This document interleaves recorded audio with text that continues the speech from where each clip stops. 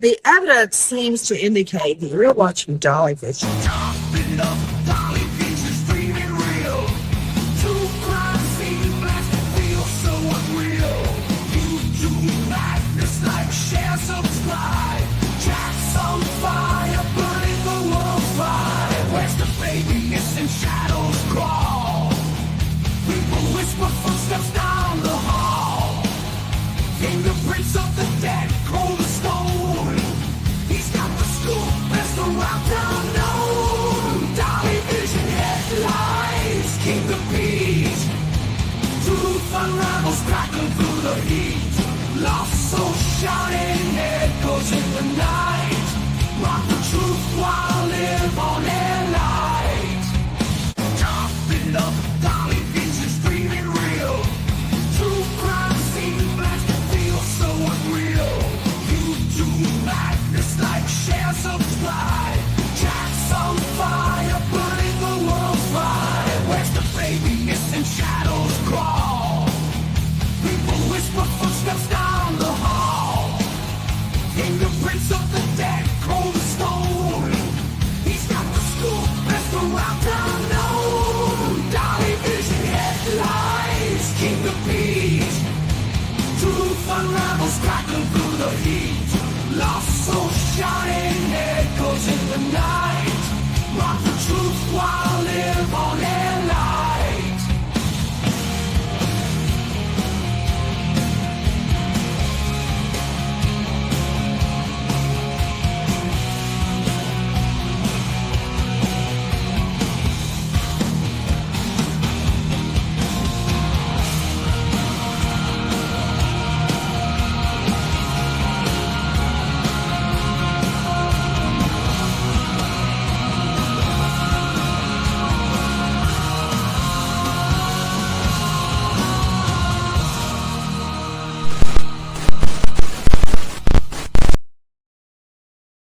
What is up, YouTube? It is good to see all you beautiful people. You know what?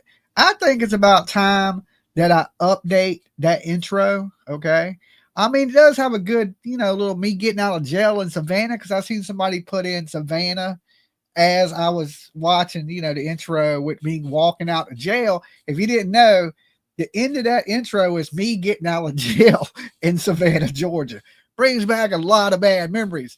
So it's about time to update the intro. Maybe not the song. I'll keep the song the same because a lot of you guys like the song. But I think it's about time to update the intro video just a little bit. Okay. Tonight we're talking about Jack and Lily. Okay. We're going to be talking about Daniel. We're going to be talking about Malaya. Daniel got to see Meadow. We're going to be talking about those things. But first, I'm going to need you to leave your DNA, of course, on the like button, just in case you go missing. And I got to send Derwood O'Grady to come find you. Okay. I'm going to need your DNA on file. And also, listen, if you're brand new here, or if you've been here 1,000 times and you've never subbed up the channel, we're like 400 people away from hitting 70,000 subscribers. So you guys, each and every one of you, are super awesome. And a shout out to Derek and Tina, because they couldn't wait till the show to start to call in. Okay. They called me before the show started. Every now and then I'll answer the phone when I ain't live if I'm actually sitting at the computer. So shout outs to them for, and they were, Tina was concerned about the kids in Nova Scotia, right? And gave me her thoughts on who done it. It's one of those who done it conversations. So a lot of stuff goes on down there in Tennessee where they're at, where Tina and Derek's at.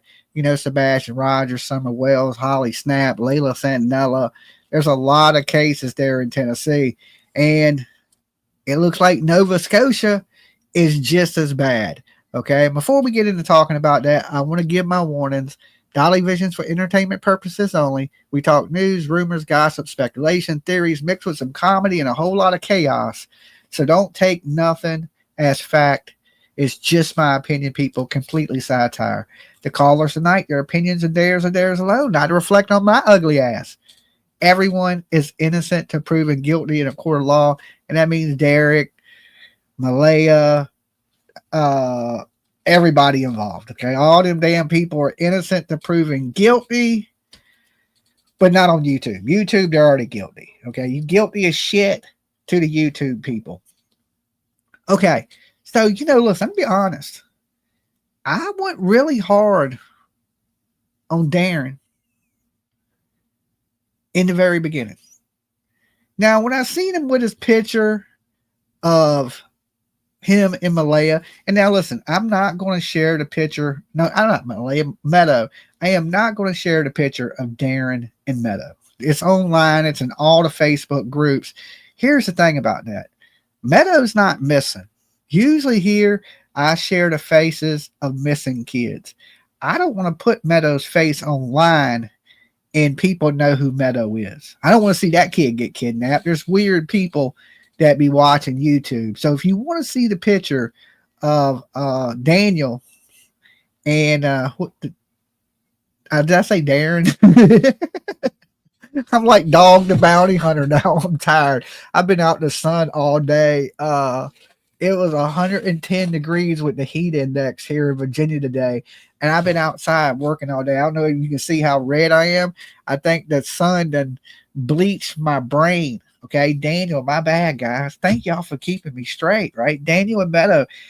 I just don't want to share Meadow's photo because I don't want nothing to happen to Meadow, right? And I really wouldn't want people sharing my kid's photo, just random ass people that don't know my kid, Now, if the kid was missing, that's a different story because we want to bring awareness to Jack and Lily, but not so much to Meadow, right? We don't want nothing to happen to her, but Daniel, like I said, I gave a really hard time to. I said he gave me Chris Watts vibes, but slowly I'm starting to think this man might be innocent. And I don't usually say that, okay? I'm a pro guilty person. But when I seen him holding Meadow, he looked like a happy, proud father. I know the look because I've had that look. Yeah, Darren is Derwood. Okay, that may be where I'm mixing names and shit up. You know what I'm saying? Don't pay me no mind tonight. I'm halfway heat stroked. Okay, I had to come inside today and cool off a few different times. I think I overworked myself, and PJ tells me that all the time. She's like, you have two modes. You go until you about dead, or you don't do nothing at all, right? So if I'm doing anything, I go, I grind. And if I ain't doing nothing, then I'm like a potato. Okay. I just lay there. It's just, and I don't do nothing. But I was in one of those go modes today because I woke up and, I've been battling this ear infection and it don't hurt as bad today. So the medicines they got me on are working. It still hurts. Don't get me wrong. And my tooth is starting to hurt again because now I can feel it now that this side of my face ain't throbbing. So I was like, okay, well, let me get some work done. So I was outside in the yard because I've been working on my deck and building this tiki bar. And I know this is off subject, but I just want to tell you, the story of my life because you're here. So I was just out there getting it. I finished up the deck. I finished up the tiki bar, right? I'm running out of shit to build. But I was staying in the loop, watching videos and stuff like that of what was going on today. I know Derwood was on It's a Crime and Shame. I think I said y'all's names right, ladies. Don't get me mad. Sunny and Charmaine. If I got that right, I get 2+ points, right? So I got to watch a little bit of their show, which Derwood was on. I watched a bunch of other different videos, and I actually spoke with Derwood in a text message. He wants to come on to the show tomorrow to give the latest update, okay? But I'm sure it's the same update that he gave A Crime and Shame, but I guess he wants to come up here and deliver it to you guys. And, here's my thing about Derwood. I believe him. Now, I don't know if his story is true. All right? I don't know if his story is true, but I believe him as a person. I believe in his mind, this is what he really believes is going on. So I don't think he's lying. I just don't know if he has the whole truth. Just like everybody here, we don't have the whole truth, right? Everybody's searching for the truth. We're searching for answers. But over these last few days, he's known things that other people didn't know. Okay. And whatever family member speaks out, if it's Logan, if it's the grandmother, if it's Darren, Derwood, whatever the hell you want to call them, right? I think it's good because we're getting more information than we're getting from the RCMP. The RCMP really can't tell us nothing at all. So when I was looking at the photo of, like I said, Daniel in Meadow, I was just thinking, I don't know if this dude would hurt a kid. He just looked too happy to have his daughter in his hands. Now, Derwood was saying that Malaya is alleging that Daniel was beating on Jack.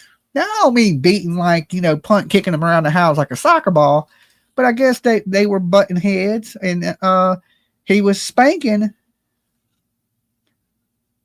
Jack.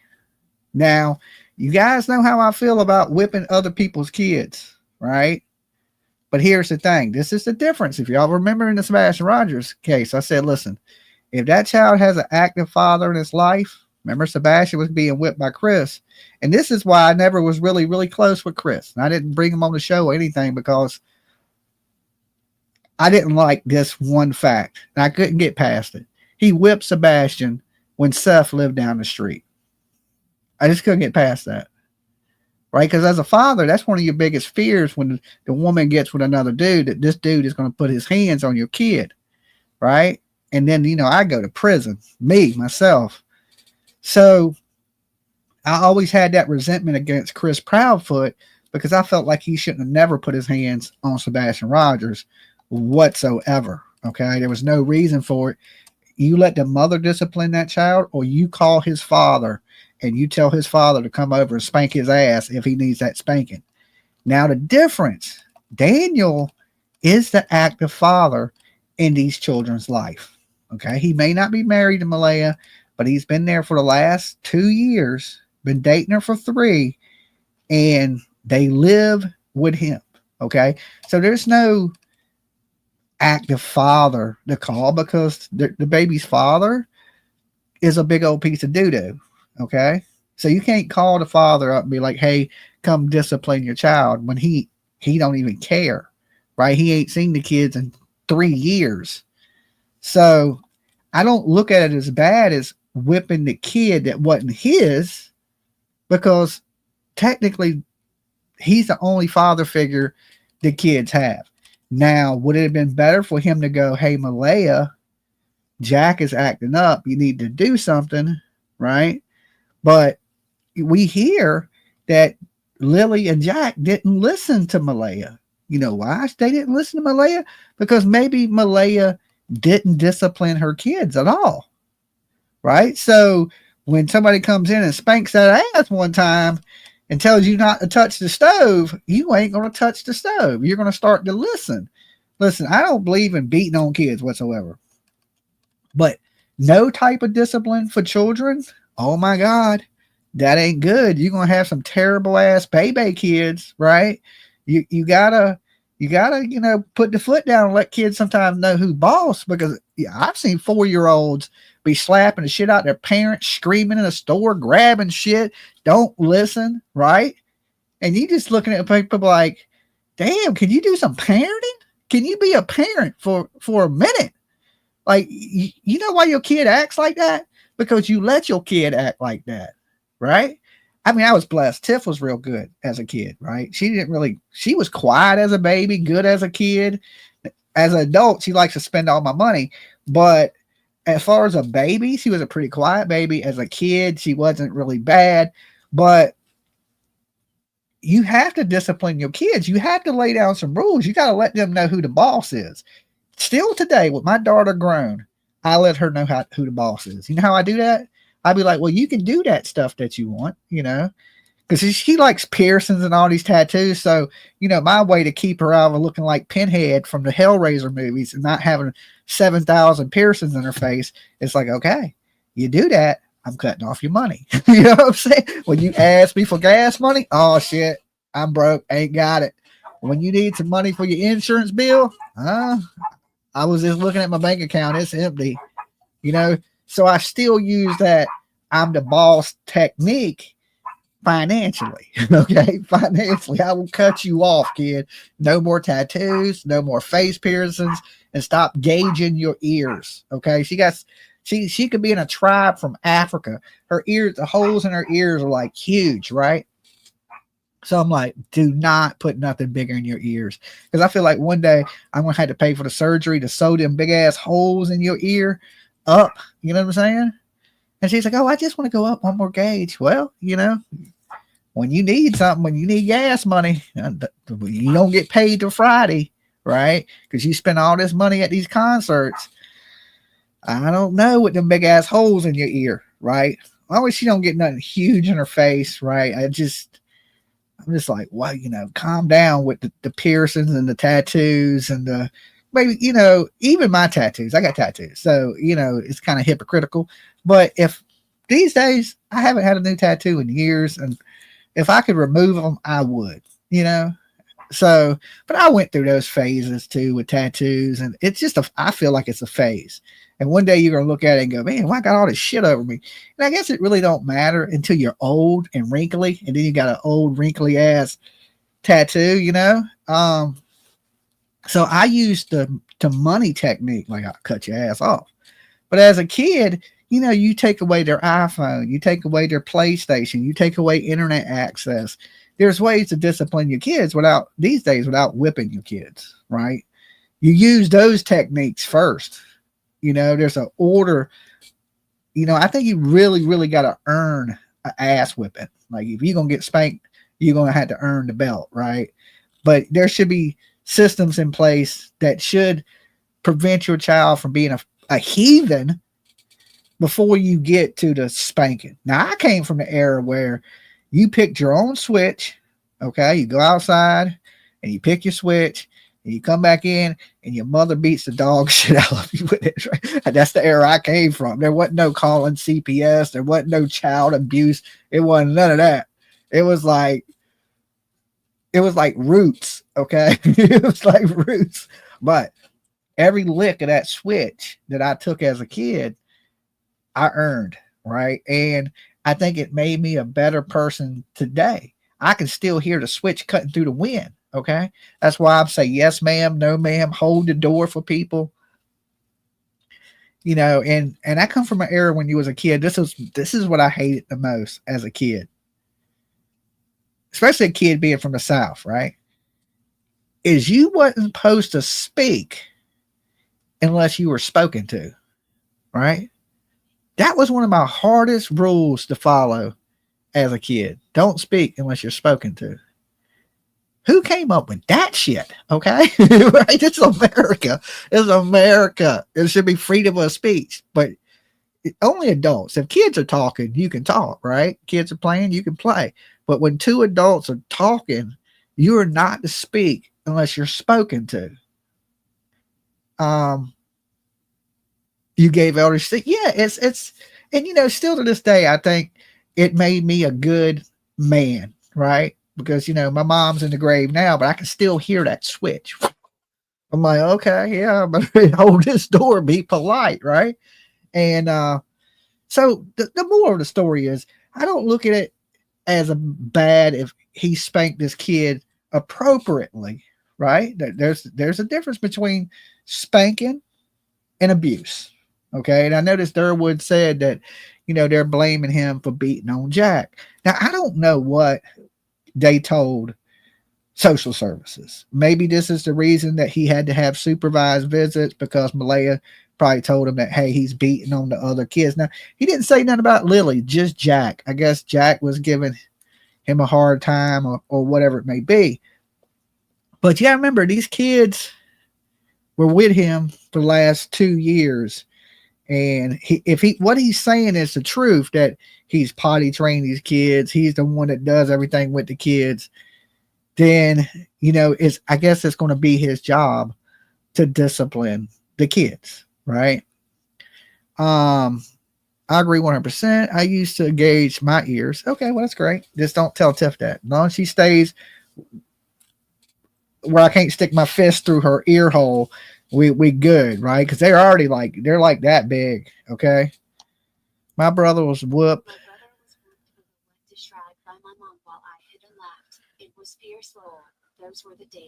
A wet rag. I've never heard of anybody being beat with a wet rag. Now I've hit people with a towel, where the end of the towel is wet, and you hit them with a towel. Yeah, but I don't know the level of it. Now, if he was abusing Jack, right? Because we don't know, we're not there, right? Then that's a total different story. And it leads to be like, well, if you abuse Jack, maybe this is why Malaya and her mother think he's killed the kids, right? But even if you had a problem with Jack, okay, why would you do something to Lily unless Lily's seen something happen to Jack? Because Lily is at an age that she can tell you what's going on. 6 years old, she can talk. But my vibe meter has been changing on Daniel. Like when I seen the picture today, I was like, man, he looks like a happy dad. He looks like happy to see his kid. And that is awesome. Because if he's not guilty, he deserves every bit of that. Jack throwing his boots at the bus driver. Yes. You know what I'm saying? So he was a little bit of a wild child. Maybe he was a little bit of handful, and maybe there was some discipline in him going on. But here's the thing. If Daniel was abusing Jack, why didn't Malaya leave him? You know what I'm saying? If he was in front of me abusing my kid, I'm going to be like, I'm out. You ain't going to do that to my kid. Right? So why did she stick around if he allegedly was abusing the kids? And why hide the kids? Right? Because there's so many. Listen, like I said, I believe that Derwood is telling his truth, what he believes to be true, and what he's hearing from the family. I'm sure he is hearing those things. I still don't think these kids have been hid. Even Daniel, I hate to disagree with him, but I was keeping hope, they maybe they are, right? But statistically, earmuffs, y'all know earmuffs over here, cover your ears if you're sensitive. Statistically, these kids ain't with us, right? They're not with us. Now, is it possible that Malaya would have hit these kids? There's no reason. Why would she even risk getting herself in trouble? And when she could have just took the kids, left, took protective orders against Daniel, and just not had nothing to do with them. I mean, that's basically what she's doing now. She's ghosting them. She's not talking to them. And I think that's the biggest thing that Daniel is upset with. Like, I think Daniel would go down with the ship. And I don't want to see that. Right? If this man is truly innocent, he needs to tell the whole truth, nothing but the truth. So help him God. And he looks like one of them dudes that go down with the Titanic. Okay? Remember the Titanic where they're floating on the headboard? There was room for that dude to get on the headboard. She just let him freeze to death in the water, right? Hell no. Hell no. You better make some room on the headboard, okay? And he would go down with the ship. That's the kind of guy I feel like Daniel is. And listen, I ain't going down like that. Either we go together, we either float off into paradise on this headboard, or your ass is drowning with me. Okay. I don't know what hell movie you watch, but I didn't see the Titanic. Okay. I didn't see it. Trying this to be the Titanic. I'm just saying that I believe he knows Malaya is responsible. And I don't really think she hid those kids. Now, listen, here's the thing. If she did get up while Daniel was sleeping, did she have enough time to unalive 2 kids that were making noise and Meadow was sleeping? Hold on. Do you know if tree trimmers were around? Do you know if it was garbage pickup day? That I don't know, but they did have this spring clean thing where they were picking up bulk trash going on in Nova Scotia and areas in Canada. around that time. But far as tree trimmers, that's a Summer Wells myth. Okay, the tree trimmers. I ain't heard that since Summer Wells, short legs, but I don't think tree trimmers are responsible. Tree trimmers always get the blame, right?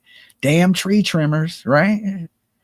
No, the tree trimmers don't be kidnapping kids. All right, I think the tree trimmers are fine. But thank you for your donation. Welcome to the Dolly train.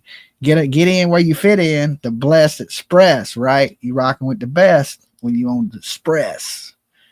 So I don't think it's tree trimmers. It's something going on inside that family, right? Their dynamics of their household is effed up. Did y'all hear Donald Trump drop the F-bomb? Did y'all hear that? Did anybody? I know this ain't a political channel, but I guess it's okay to say it now because the president says it. Is that how it works, right? Anybody here, if you heard Trump drop the F-bomb today, hit the like on this video and press 1 in the chat. Anybody hear that? I mean, he straight up said it like, I have never heard a president say the F-bomb. I have never heard that, right? I was like, what the hell did he just say? I was like, damn, did he bump his toupee on the way out the White House? What the hell did he just say? I mean, I get it, though. I get it, right? I get why he said it, right? Because he's trying to avoid a world war, right? But damn, he won't play it, right? He went all in. Right? I was like, wow. I had to play it back. I had to hit rewind on that jack. I was like, did he just say what I think he said? I was like, holy shit. I have never heard a president say that. I mean, I grew up in the Ronald Reagan era. You know, Reagan he didn't like hippies, right? But damn. I was like, damn. It's a new world we live in, people. It is a new world we live in. So if he can say it, I guess I can get away with it too, right? I can get away with it too. Don't say nothing to me if you didn't say nothing to your president. All right, that's how I look at it. Razzle dazzle. So, yeah, he went full razzle dazzle, right? He went a little crazy right there for a moment. It happens to the best of us, right? I just ain't never seen a president do it. Okay. I was like, damn. It was literally funny to me. I wasn't mad at him, you know what I'm saying? But I was just like, oh, times are different, right? You know, you start to feel old, be like, in my time, that president wouldn't have said no shit like that. You know what I'm saying? It made me feel really old. I was like, okay, I'm getting old when I'm like, this is too much right here, right? So anyway, back on track. You know, sometimes though, even in these missing kid cases, the F word is the only word that fits, right? There's certain situations where the F-bomb has to be said, right? Because it's a powerful word when it's used in a powerful way. And because a lot of these cases are effing crazy, right? They're crazy. And one good thing, and I probably shouldn't even say this, because Jack and Lily Sullivan, maybe because it's Canada, it hasn't turned into a circus yet. Okay, it hasn't turned into a circus. We got no parents bashing each other. They don't have a PR person. They don't have a GoFundMe. So it's not like some weird scam, right? Like some people felt like in other cases. I ain't gonna mention no names, right? But there ain't Dog the Bounty Hunter showing up, right? I don't even know if he can get into Canada, right? I don't even know if he can get into Canada. Oh, in good news, I got my real ID. I went to DMV today, setting that bitch forever to get my real ID so I can fly. So now, I think it takes 7 days for me to get it in the mail. So in a week, I'll be able to fly anywhere. All right. So I'm back in the air. I'm going to apply for my passport tomorrow. And for $60, I can get it in 3 to 4 weeks. So $60 extra. I think it's $200 and then 60 to expedite it. So within like 4 weeks, I'll have my passport. Okay. Which, you know, if I would have had it already, I would have already been in Canada. I'd already been there. I've been sitting at a damn Daniel's house, but like, dude, what are you cooking for dinner? You know what I'm saying? They don't mention a lot about cooking dinner. So, and Dolly got to eat. Okay. That ain't a joke. That ain't a joke. That's real life, right? That's real. I got to eat. I don't know about y'all, right? But I need something to drink, something to eat. So I guess the rumors are true that social services did take Meadow, right? And Malaya has lost all her kids and has not one time asked anybody for help finding her children. You know, in this, we have people coming out defending Daniel, right? It ain't a lot of people, but they are coming out and defending him. He is talking to the media. He is talking to YouTubers. He is keeping his visitations with his daughter. He has other kids that didn't come up missing and didn't die, right? So you're just thinking, well, did this dude wake up one day and just become a kid killer? Shannon, thank you so much for jumping on the Dolly train with us. I'm starting to have doubts. And the weird thing is, I don't usually think anybody's innocent.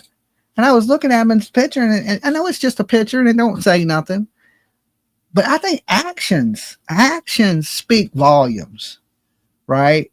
Actions. This is a man that does want to be a part of his kid's life. This is a man that is out there looking for these kids. Is he weird?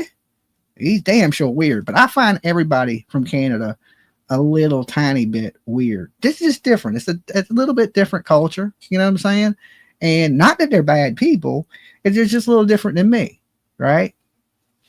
It takes a while. Like I said, it took me a while to get Canadians' humor, right? Because at first I was like, I didn't find nobody in Canada funny. And then something clicked, and I guess I figured it out.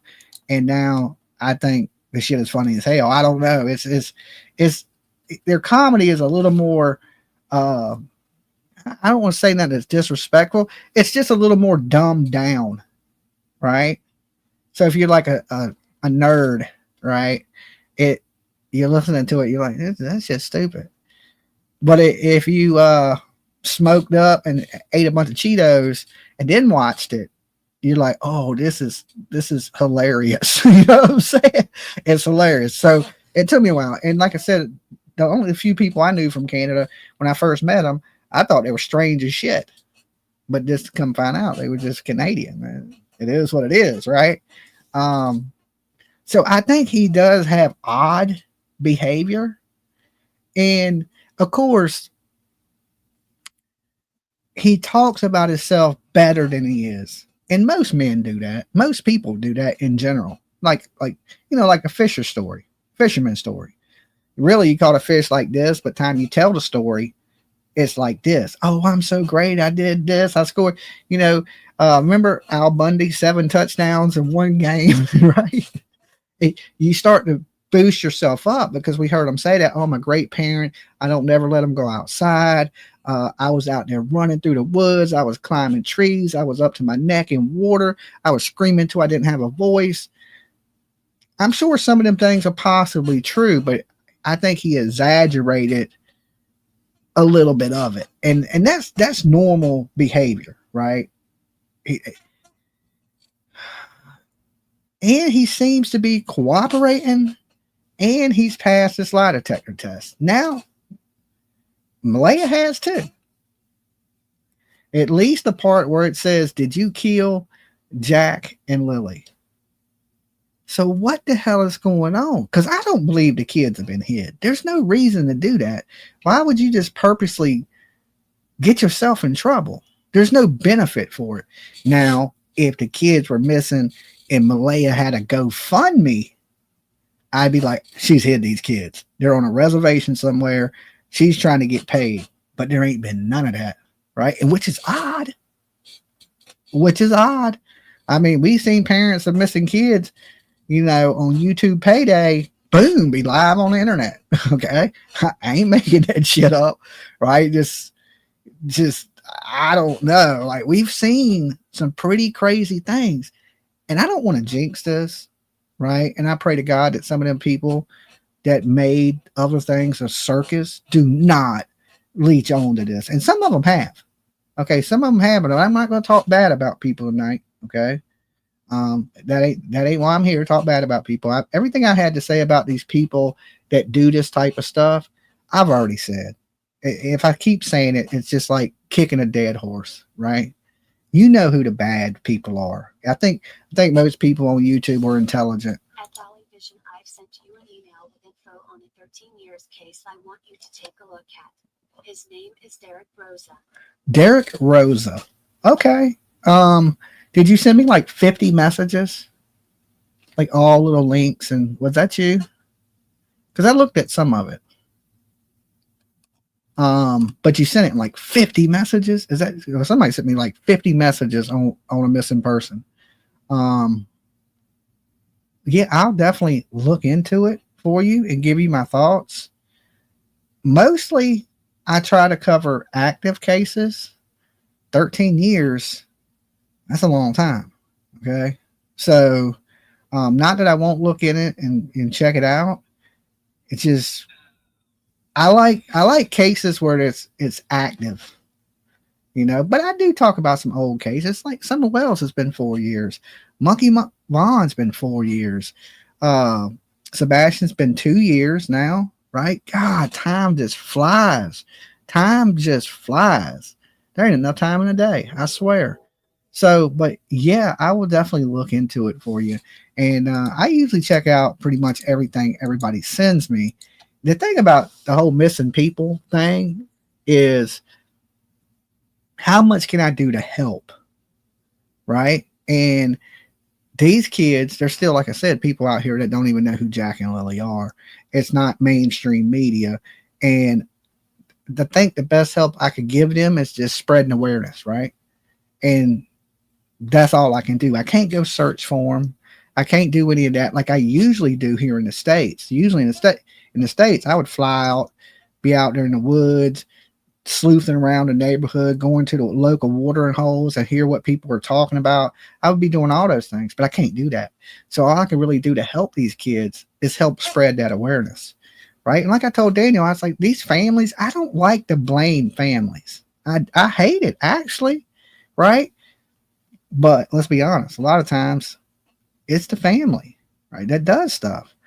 I'd much rather these people be innocent and me help them at the best that I can of my abilities than to be like, they did it, right? And if they did that, you know how hard it will be to find these kids? These people are super familiar with the woods in the area in Nova Scotia. And it's big and it's heavily wooded. I mean, there's so many places to hide two small children. It's really a needle in a haystack. And what if, though, I don't rule out any possibilities. I know the police say them kids ain't in the woods. There's no signs of abduction. But is there, right? The RCMP, they've been coming out and giving little updates, right? Just little tiny ones. But would they have done that if it wasn't for the pressure on YouTube? Where's the babies? Where's the babies? That is right. Where's the babies? And, usually I'm like, where's the baby? Where's the baby? Right? Now it's where's the babies? Two kids usually don't go missing like this. It's very rare. Now, if them kids do get found in the woods in just some weird way, then the RCMP really failed this case. But the reason I know they ain't in the woods, and I feel so confident to say that they're not in those woods, is because Malaya's not looking. If them kids were really in the woods, It's just next to me. Window seat, please, on the Dolly train choo-choo. you definitely, Bridget, you definitely got you a nice window seat. Buckle up. You never know when it can get a little bumpy around these parts. And yeah, the mother's behavior is the biggest clue to all of this. Moms don't act like that unless they don't give a shit. A caring, loving parent is not going to act like this. I want to see this lady in jail for criminal child neglect. That's what I think the answer is now. She's done lawyered up. She's not going to talk. And I don't think any of her family is going to tell on her. There's $150,000 reward for the safe return of these kids, right? Or any information that leads to the whereabouts of these kids. And nobody's came forward to collect that reward. Now, Derwood said he ain't going to stop. He's going to keep on and on and on and on. And hold on, call a phone line open. Dolly.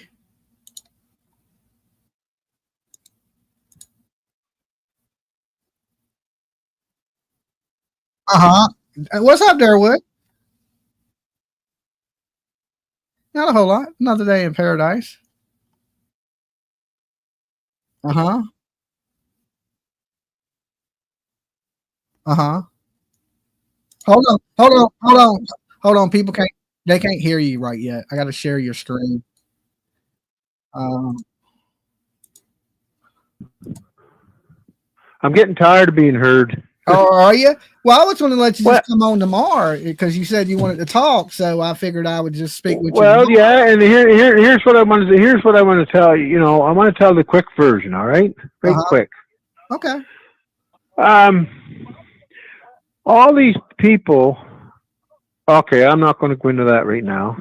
Here's the deal. What were you just saying there a minute ago? And I'm very tired, but I just wanted to make this one clarify to you.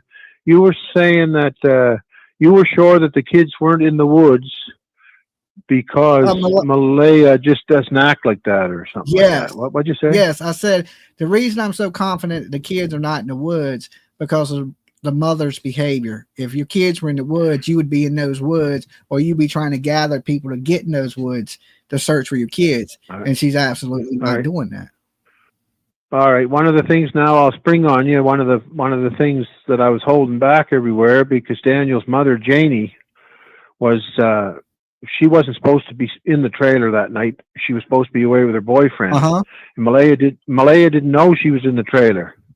Now Janie's a very strong woman. You don't mess with Janie. And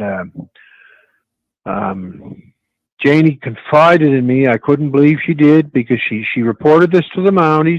Full report to the okay. All right. But all right. Daniel never killed the kids, and this is what I was saying right off the start. There's no way Daniel killed the kids because Janie heard Malaya bringing the kids out of the trailer in that morning into the driveway. She heard her, and she's told. She heard her, and then she walked up, and she heard her. There's a little bit. I don't want to get into a big long splee here again.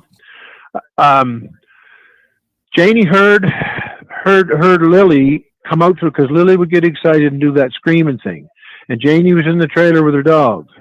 And when Lily would do that screaming thing, Janie's dog would bite her, so they had to keep the dog away from her. But anyway, she heard Malaya coming out the back door of the trailer. She had all three kids. She had Meadow in her hands. She had the two kids with her, and she was getting them through the yard to the gate. That's when Janie heard her, and the dog started barking. And when the dog barked, Janie could hear Malaya going shh, shh, shh, because then when the dog barked and Janie jumped and started getting her boots on and tying the dog so the dog couldn't get out, that's when Malaya got caught. Janie walked right up behind her, and then the two kids were gone all of a sudden, right by the side of the road. So when she went out there, Malaya was beside the road, and the two kids were already gone. Yep. Did she see any vehicles or anything? No. I wish she would have. That's why I said. Now Janie first talked to the Mounties, and she would not do any interviews or anything like that. And I'll tell you why.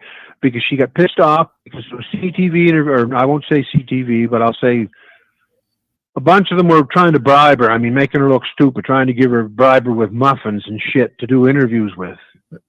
And trying to bribe her ex-husband with liquor and stuff. And she just kept throwing them off the property. She's not to be fooled with. Janie's a serious woman. And she's a totally 1,000% honest woman. So when she first told me, and I was surprised she told me this because she wasn't telling anybody else this. I had to go out, you see. There's no phone reception right by Daniel's place. So when I wanted to see Daniel about something, I had to go out. So this last thing was bugging me about Daniel here at one point, was bugging the shit out of me. And I wanted to know about it. Now, when this first started, I was sent into this to find out for sure, and I was after Daniel. It was Daniel I was after to nail for this. Because from what my family told me is that he killed the kids, and they were sure of it, and that he was abusing the kids before that. Well, when I started on it, when this started, I was getting more and more evidence that no, that wasn't right, and it was leaning more and more towards Malaya. But it was harder to get the stuff on Malaya because Malaya and Cindy wouldn't talk. That's Malaya's mother. I got one question, so not to cut you off. Were they like blueberry muffins or they were like banana bread? No, I think they were chocolate muffins, you know, because they were kind of squishy and they were kind of squishy from the heat. What are you, arsehole? Okay. I'm just curious. I'm kind of hungry. Oh, you're curious, all right. Hey, you're curious, all right. Bread. Okay, go ahead. I'm sorry. So anyway, listen, the last thing, Janie swore me to, I got to know Janie a little bit better because I was out there talking to Daniel and I was being kind of tough on Daniel because I wanted to know, listen, Daniel, I swear you were running through the fucking woods with those kids.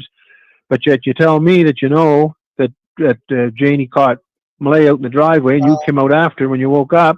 So you guys caught her right in the driveway and she had the two kids when she came out of the trailer and the two kids were gone and you knew they weren't in the woods. So what were you running through the woods for?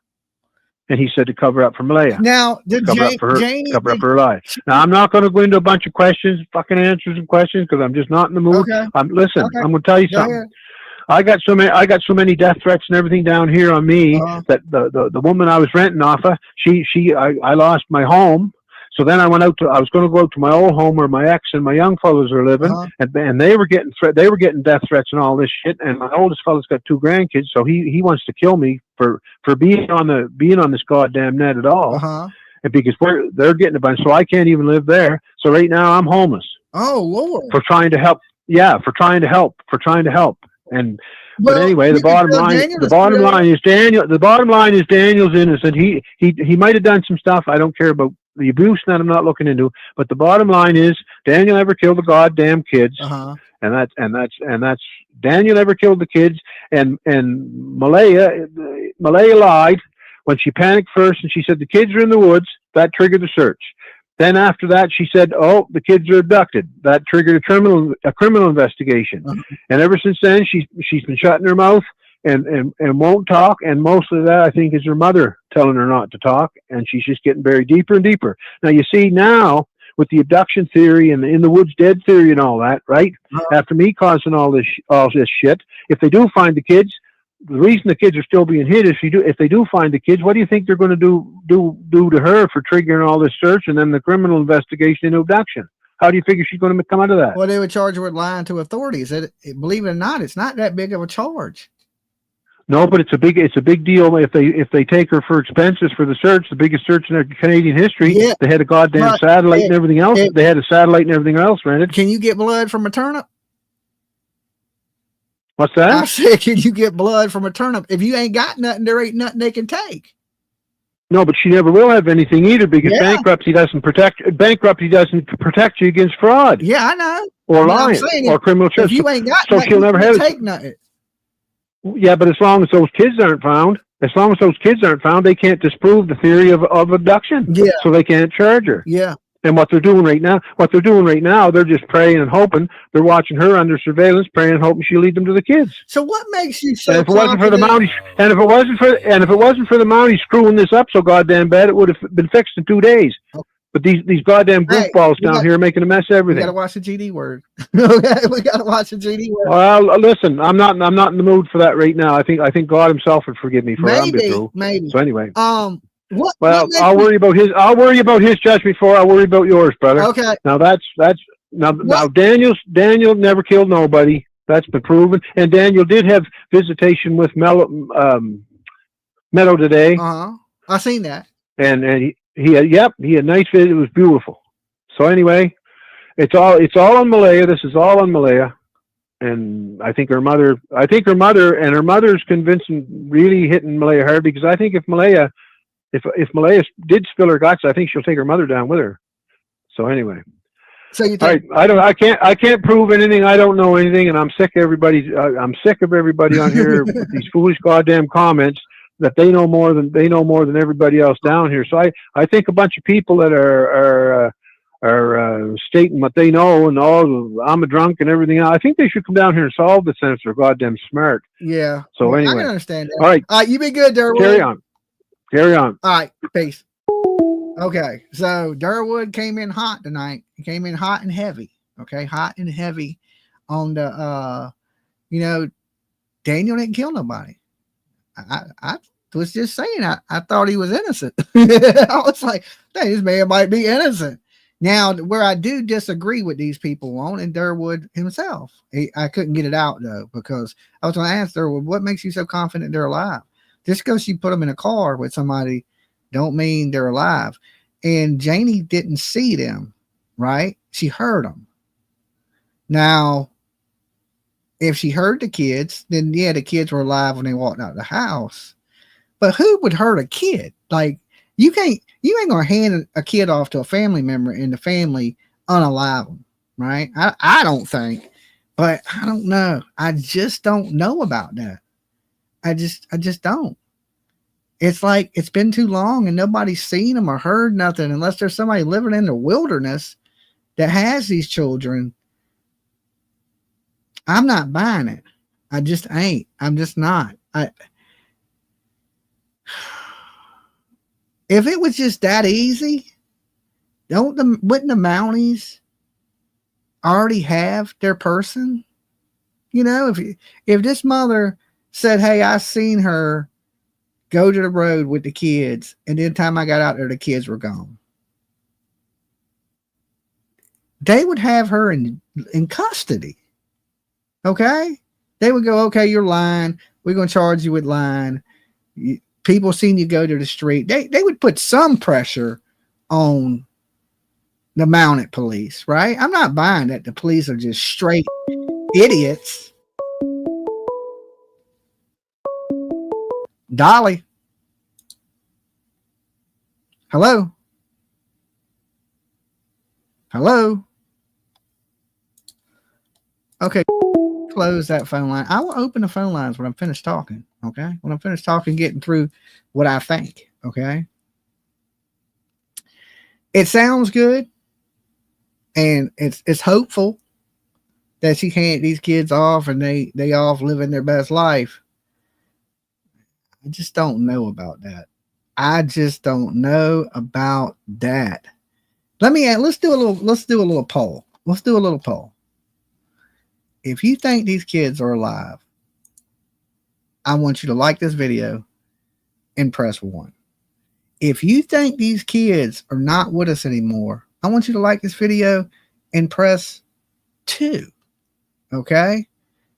I'm kind of on the 2 factor. I don't want to hurt anybody's feelings or, kill hope or anything like that. I kind of don't feel like these kids are with us anymore. And the whole sweater thing kind of made me go, okay, these kids ain't with us no more. I don't know. That just don't even sound good. And no sightings, and I don't know. Nobody's took the $150,000 reward. I see a lot of 2s. I see some 1s. I mean, we have a mixed crowd. I have to say that everybody's pretty mixed on if they're alive or if they're dead. Now, like I said, I believe Derwood.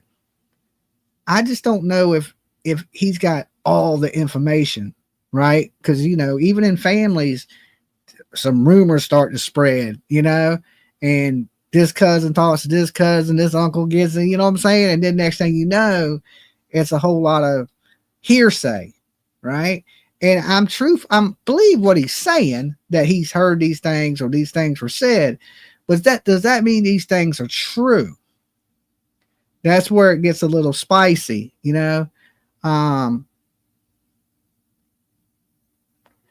got the certificate for ID. You can believe that these kids are on a national watch, and even in the United States. So if you tried to go get an identification for these kids, your ass will be in a pair of handcuffs. That's listen, I don't know if everybody knows this. Everything is connected. Everything, no matter where you at, where you live, you cannot beat the computer. All right. They know everything, no matter where you the hell at. This woman had a disconnect from these kids. Did she give the kids away?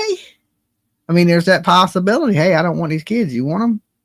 And somebody lives in the middle of nowhere and in Canada and they have the kids. I mean, it's hopeful, right? And I listen, I pray to God that I'm wrong. I pray that Derwood and Daniel are right. I just ain't buying it. I just ain't buying it. Did she hand him off in the car? Like, what's the point of it? That's what I meant. We're missing a huge piece of the puzzle. Why? I can get it. She did it. Okay, you can tell me that all day. Right? But why do it? Why go through all this where you have to go into hiding and you got media knocking on your door, you got the police questioning? Why? There's no reason in this world for this lady to hide these kids. None. Not no reason that anybody said that made any sense to me. None. Now, some women, if she's cuckoo for Cocoa Puffs, they're all full of it. I mean, I think they really think this happened. I don't think they're lying. I think Derwood believes this. So does Daniel. They believe she has something to do with it. And I can understand that. We believe she has something to do with it. But we don't know the details. They believe the kids are alive, to whereas I go, okay, she has something to do with it, but I don't believe the kids are alive.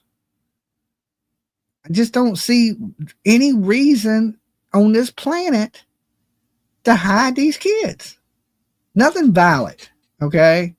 But, like I said, I pray to God that I'm wrong. And I'm glad that if Daniel didn't do nothing, that he got to see his daughter. He should be able to see his kids. If you ain't going to charge him with nothing, don't take his kids away. If you're going to charge him with something, then yeah, then he can't see his kids. But if you ain't going to charge this man with nothing and he's cooperated to the fullest extent of the law, there's no reason to keep his kids from him or him have to be supervised when he's with his baby. That's insane. That is insane. Now, people get accused of things all the time, right? I've been accused of a million things. Ain't nobody ever say I can't see my kid. So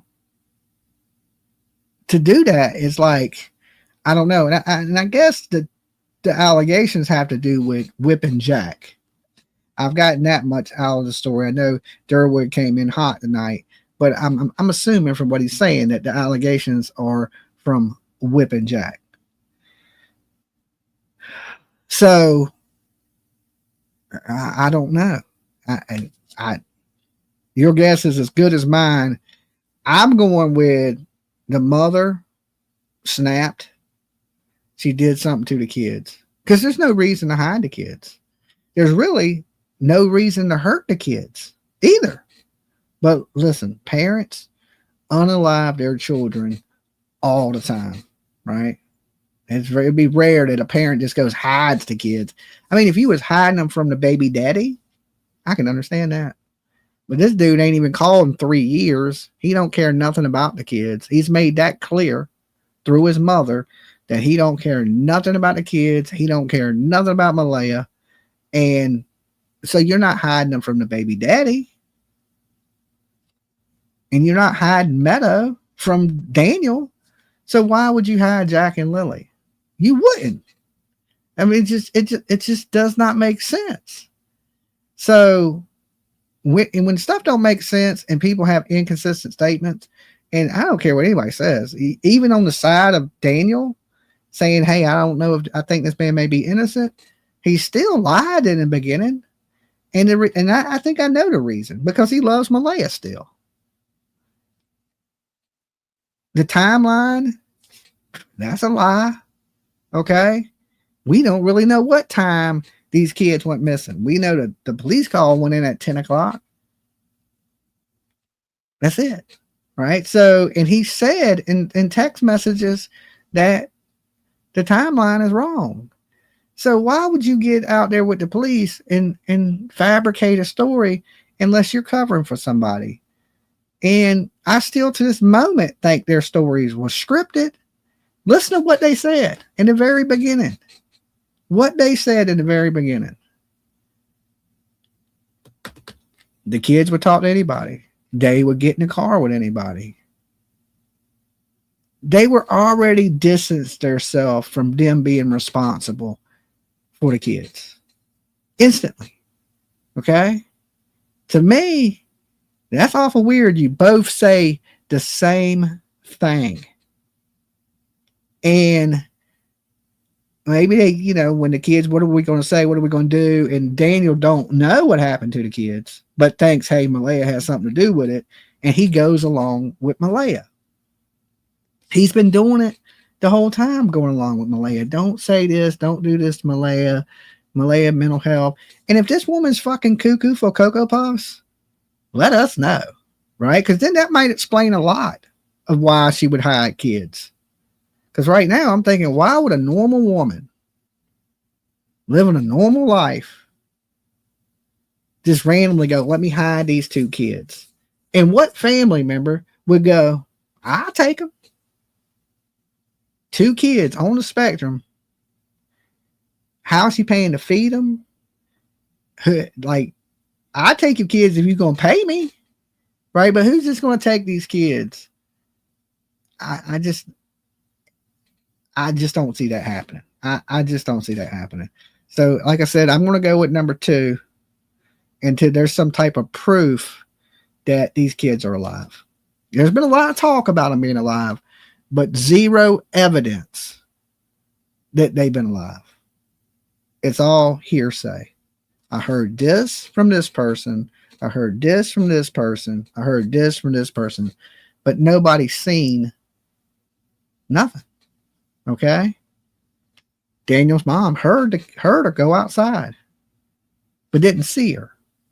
Okay. Then when she did see her, she's by the road with Meadow, but didn't see the kids go out. Didn't see the kids get into a car. Didn't hear a car. Okay. I don't know. I just don't know. And then you got the boot prints, the blanket, a lot of things that just don't make any sense. Listen, in this world, everything that happens for a reason. It makes sense. Usually, you know, there's sometimes it's out the norm, but for the most part, when you put the pieces together, it should fit, right? If you start throwing in pieces that don't fit the puzzle of what we already know, or it makes it hard to put the puzzle together. You know, I don't know. I want to hear your thoughts on it. You know, put in a car and drove off, never to be seen again, right? Nobody, no reason whatsoever. The family's just going to go along with it. Like, I can understand your kid did some hoax, right? But you ain't getting me locked up with you. You know what I'm saying? So the whole family going to go down because she want to hide the kids. I'm not buying it. I'm not buying it. I'm not buying it.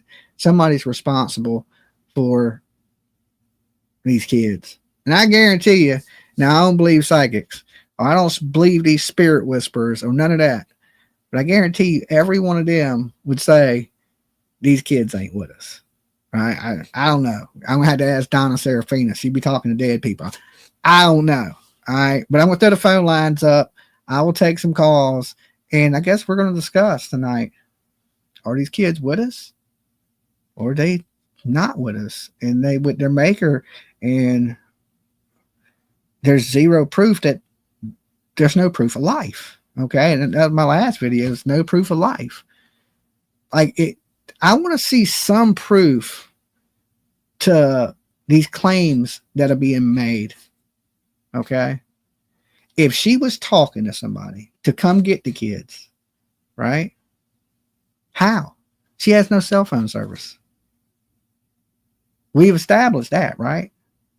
She has to go up the street for cell phone service. So who did she call if she don't have no cell phone service? How Did she plan it? Did she go, okay, tomorrow at 9:00, pick up the kids? You know, maybe it was something that was premeditated, you know, that they planned, or was this something she woke up and said, let me call these people? I don't know. If she couldn't call nobody, then how did anybody know to come get the kids?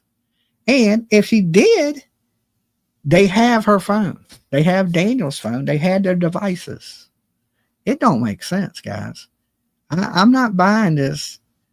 She handed off the kids to somebody in a car and none of that. I'm not buying that shit. You can't sell it to me. You know, you're going to have to sweeten the pot a little bit to get me to believe that one. I don't know what else to say. It don't pass the smell test. Okay. Something smells rotten. Okay. I'm just saying, I hate to be the bearer of bad news. It is what it is. Dolly. Hi, Dolly. This is Jen from Salt Lake. Hey, Jen. How are you? I'm doing pretty good. Not too bad. A little tired, a little sunburnt. Well, that's good. At least you got a little color in you. And, you know, as long as you're not hurting, that's the main thing. So. Yeah. I mean, you know, I ain't 100, but I'm okay. I can make it. Yeah, I was going to mention, you know, I saw some pictures that they had with you know, Daniel and the children that kind of surprised me. You know, for one, you know, he was standing there holding a fish, and I didn't know Nova Scotia had alligators. Uh-huh. You know, I had no clue, you know. Oh, and there was an alligator in the lake? Or in the stream. Oh, okay. It was just a stream. Yeah. There was, you know, two pictures of him, you know, with it was behind them, and then the other, you know, in the other picture, it was closer to him. Mm-hmm. And then in the other two pictures, there was the two little children were coming down the stairs, and there was an actual wolf right behind the stairs. I think that was photoshopped. I think I seen a picture too with a wolf, and I think that was a Photoshop picture. I'm not positive. I'm not positive, but I think it was a Photoshop picture. I'm not for sure.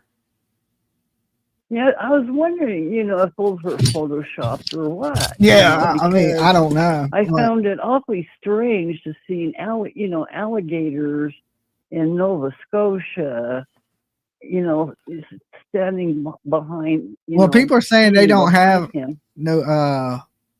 they don't have alligators or wolves. I'm sure they have coyotes. Well, no, I can see wolves being up there. I can see wolves, you know, too. I don't know about alligators. It's probably too cold for alligators in Canada. Well, and there was another one, too, and I don't know what it was. We got them here in Virginia. Either. We got them here. So, I mean, they are on the East Coast, but, I mean, that's a long way. I'm a long way from Canada. And we barely got them. Like, you may get lucky and see one, right? Because we got the Dismal Swamp, and there's alligators in the Dismal Swamp if you're lucky enough to see one. Every now and then they'll come out the swamp, but far as like I ain't never heard of them being farther north than here in Virginia. Those must have been. That's what I was wondering if those were photoshopped or. Yeah, I think they were, because I seen a picture with a wolf, and I was like, that shit's photoshopped. You know. I mean, yeah, it's like how can you let those kids get that close to a wolf? Because it's not real. I mean, I can Photoshop a picture of a UFO sucking them into the sky. It don't make it real. You know what I'm saying? I'm good with Photoshop too.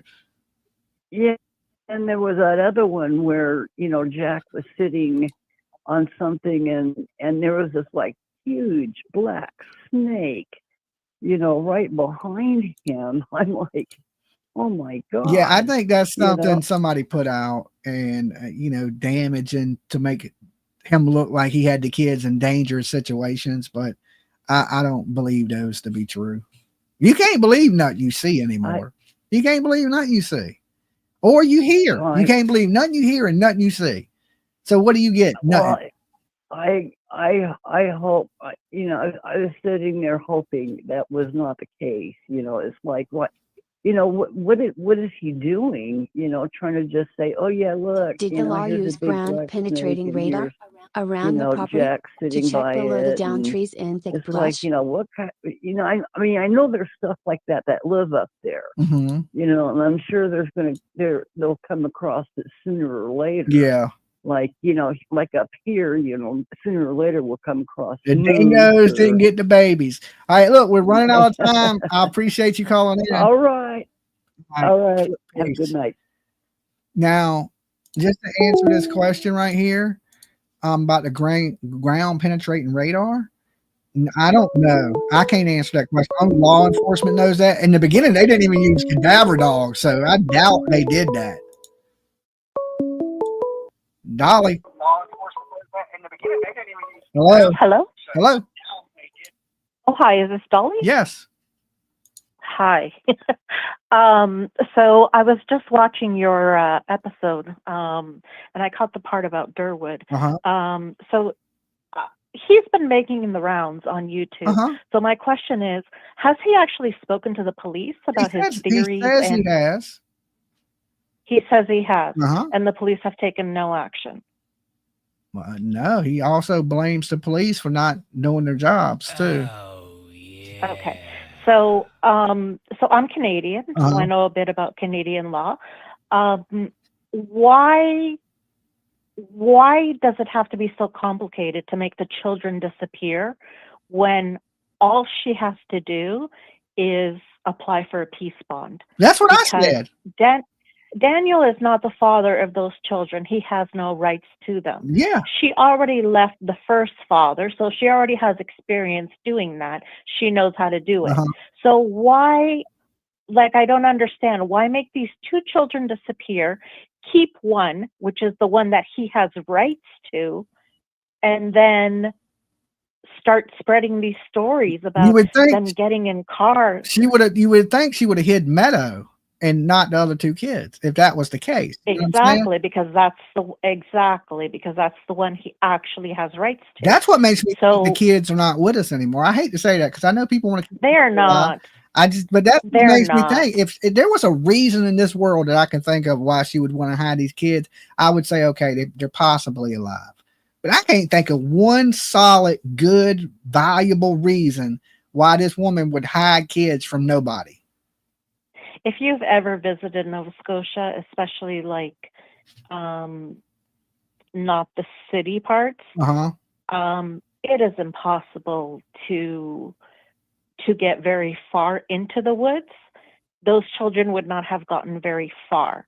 And second, no matter how far they would have gotten, we would have found some trace of them, some clothing, a diaper, a sock, something. We would have found something because it wasn't just one child; it was two children. Absolutely. And what about Malaya's behavior? You know, I'm going to give her a little bit of a pass because if these children really did disappear the way that she says they did, that was probably the worst day of her life. And you don't know how you're going to react until you're in that situation. Yeah, but we're a month and 3 weeks later. I can understand. I'll give you that pass that in the beginning, her emotions, maybe we can't judge that.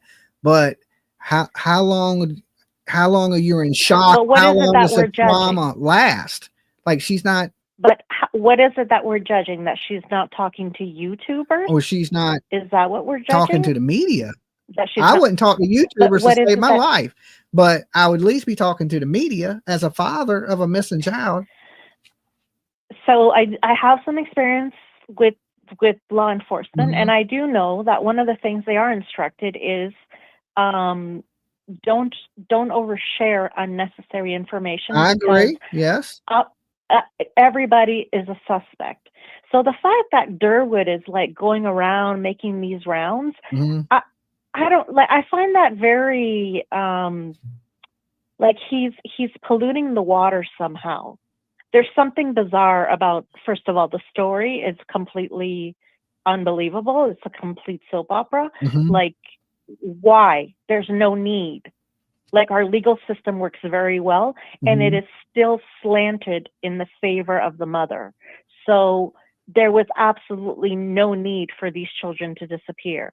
Now, him going around saying these things, I don't know what the motive is. The only thing I can think of is to draw attention away from something and to create another type of conversation. Now, I agree with you. I don't believe these children are. It's impossible to have survived those elements. Like, up until the second week of May, we were still receiving snow. Like,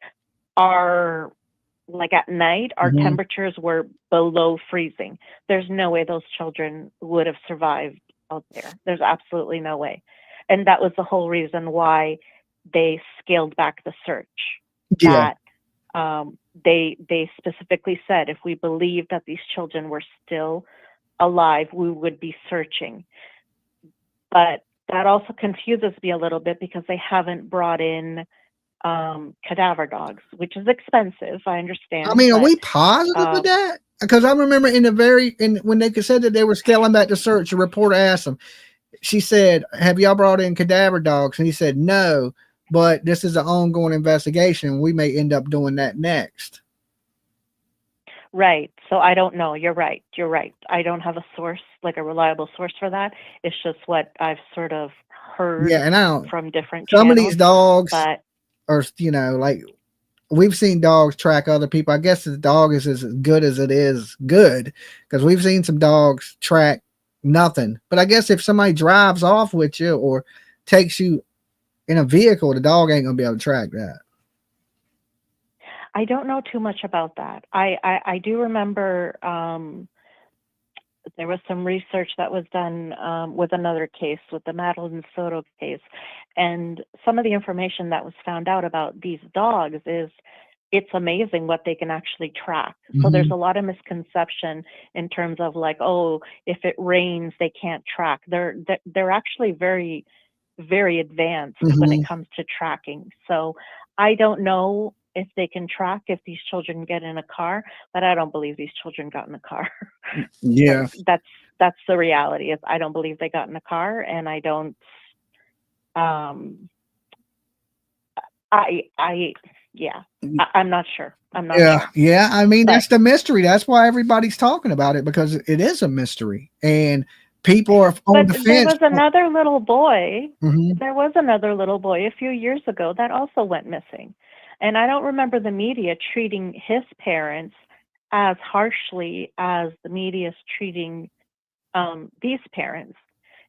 Granted, yes, like this, it's a complete. It's obviously a different. They come obviously from a very different socioeconomic background. However, to me, this just highlights yet again how the maritime provinces are always the most neglected and the most underfunded. Because to me, like, it made no sense why an Amber Alert was not issued. I agree with that. That to 100% me is beyond insane. And then a few weeks later in Toronto, a friggin' emergency alert is issued for a mass shooter, and everybody's told to shelter in place. And it turns out it was just a 13-year-old. So to me, like, the distinctions between how provinces handle certain things is a reflection of the type of funding that they get. So once again, like, you know, Nova Scotia, the Maritimes is like, oh, because we never found an answer to what happened to the other little boy. He's just gone. And now we have two other children that are just gone. Was there ever an arrest? Was there ever an arrest in the other little boy? No. Okay. No, he was just gone. He just similar circumstances, left his home, and very similar, and there were a lot of parallels. So there were a lot of similarities in terms of like the time of year, the area in which he was last seen, which was like foresty, kind of mushy ground because of the time of year. The assumption was that he was just consumed by the elements. And that's what people were saying with these children, is that eventually we'll find their bodies. They were taken by the elements.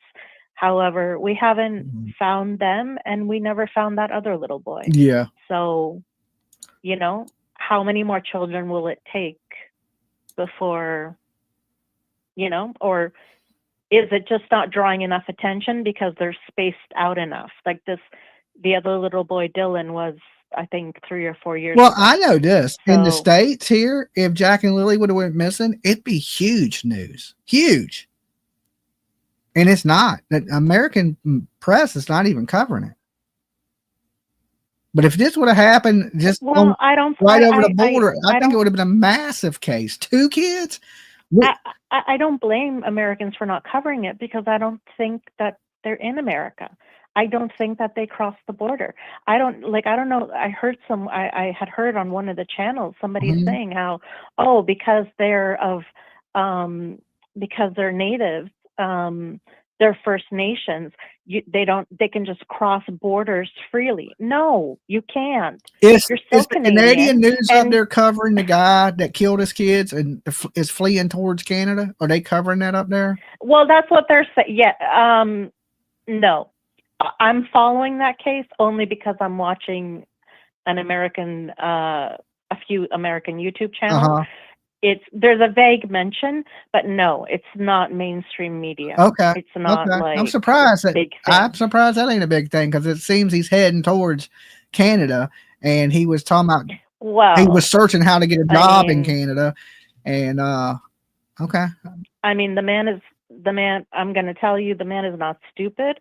If you want to throw off the police, that's exactly the kind of clues you would leave. Yeah, I guess they haven't called him yet. So exactly. So that tells me, like, he knows what he's doing. He's into the element.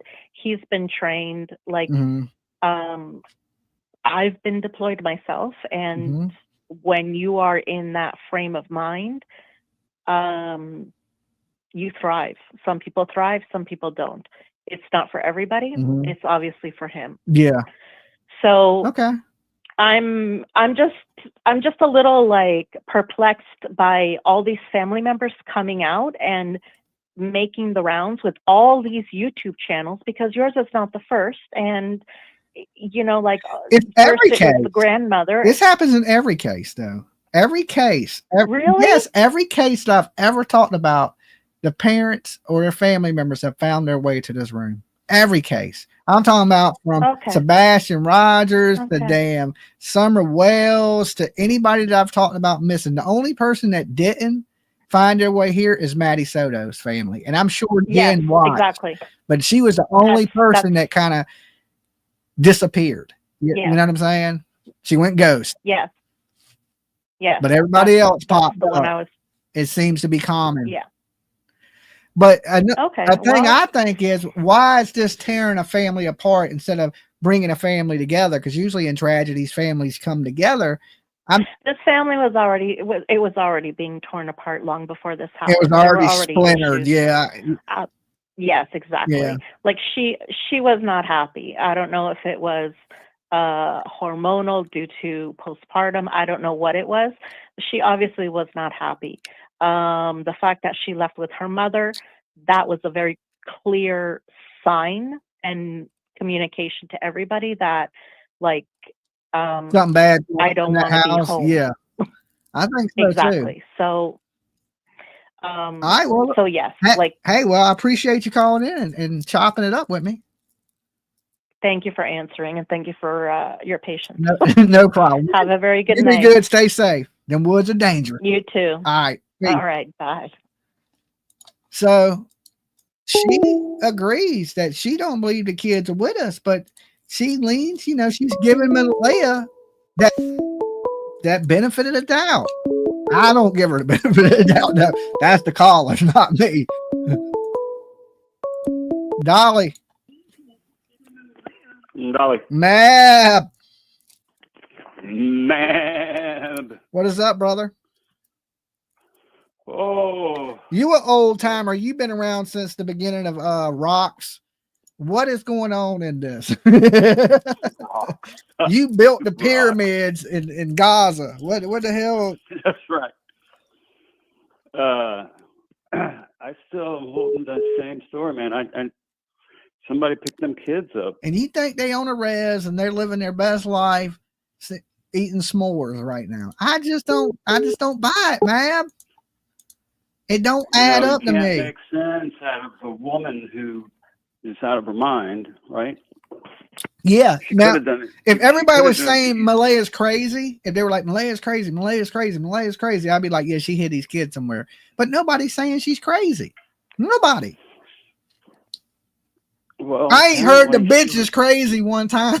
That's all I want to hear. I give her the benefit of the doubt. Somebody be like, yo, Dolly, that bitch crazy. But I ain't heard that from none of her family, right? The grandma didn't say it. Derwood didn't say it. Daniel didn't say it. Can we get one? The mailman be like, the bitch is crazy. Somebody, you know? And then I would say, okay, she may have hid these kids for no reason because she's crazy. But she's not. She's not crazy. I think she wanted to get... I think her main motivation is Meadow. She wants Meadow more than anything. And she doesn't want Daniel at the same time. Mm-hmm. So she's got to figure out a way. How do I get rid of Daniel out of my life and Meadow's? You would hide Meadow, wouldn't you? Not kids ain't. It would seem that way. But if you set Daniel up for something... Maybe you get him knocked off. Yeah, I might frame him. I don't know, frame him and get away from him. That's a lot to get away from a man. That's a lot. I mean, yeah, she must hate his ass and go through all that. I mean, that's some hate right there. That's some. I had to sit up at night and watch true crime shows to come up with this shit. Right? That's a Murder She Wrote story. There's no reasonable why for most of these cases, Why didn't you just take him to the fire station? Why did you have to cut his head off and freaking put him in a suitcase? Yeah, them are crazy. They're crazy. And people were saying these people were crazy. Like, I get that. People are like Leilani. Remember in Leilani and Jordan, people were like, yo, she crazy. She be out there smacking the kid in the face. And they all said she was crazy.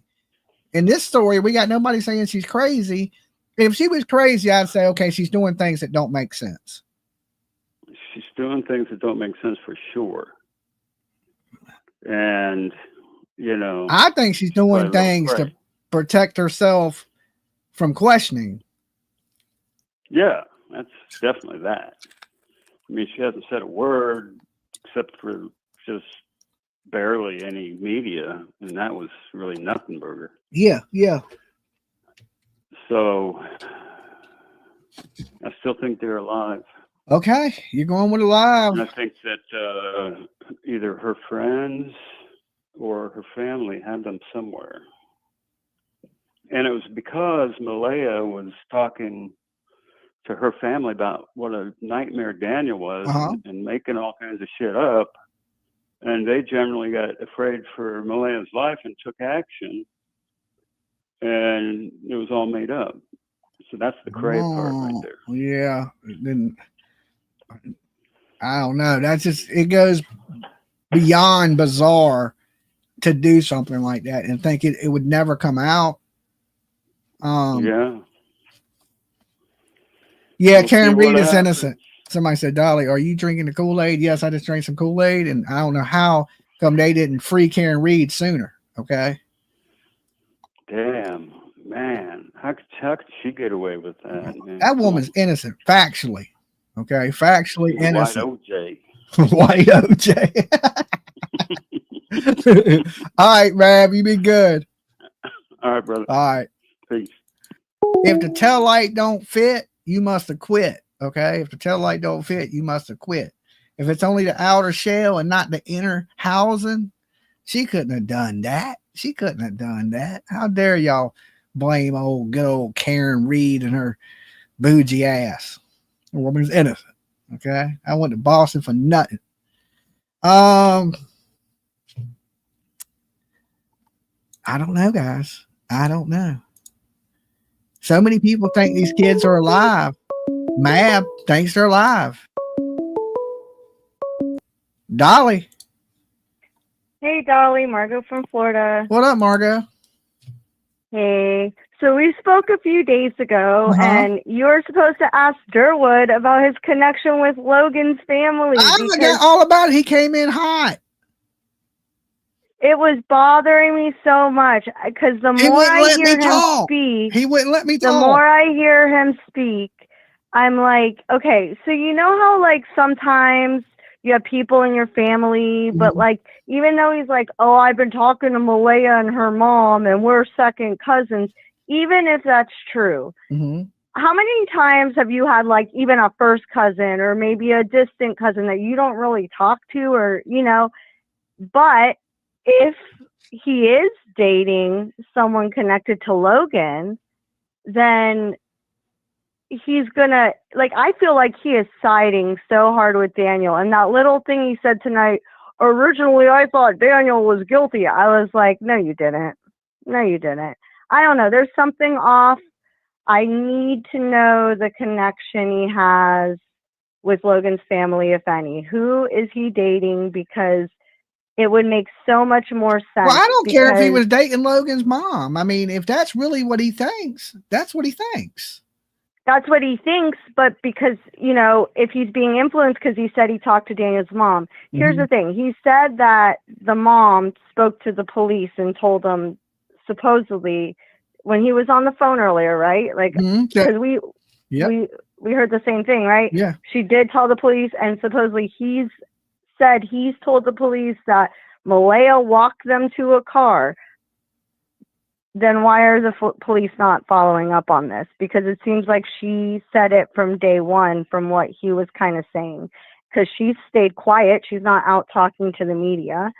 And this is, again, according to someone who we're going to take his word, because I'm not doubting that he's related, but sometimes we're not as close to our family, is what I'm trying to say, and we can have our own opinions about that side of the family. Absolutely. But then, like, imagine if he's also dating someone on the other side of the family, he could be closer to them and being influenced.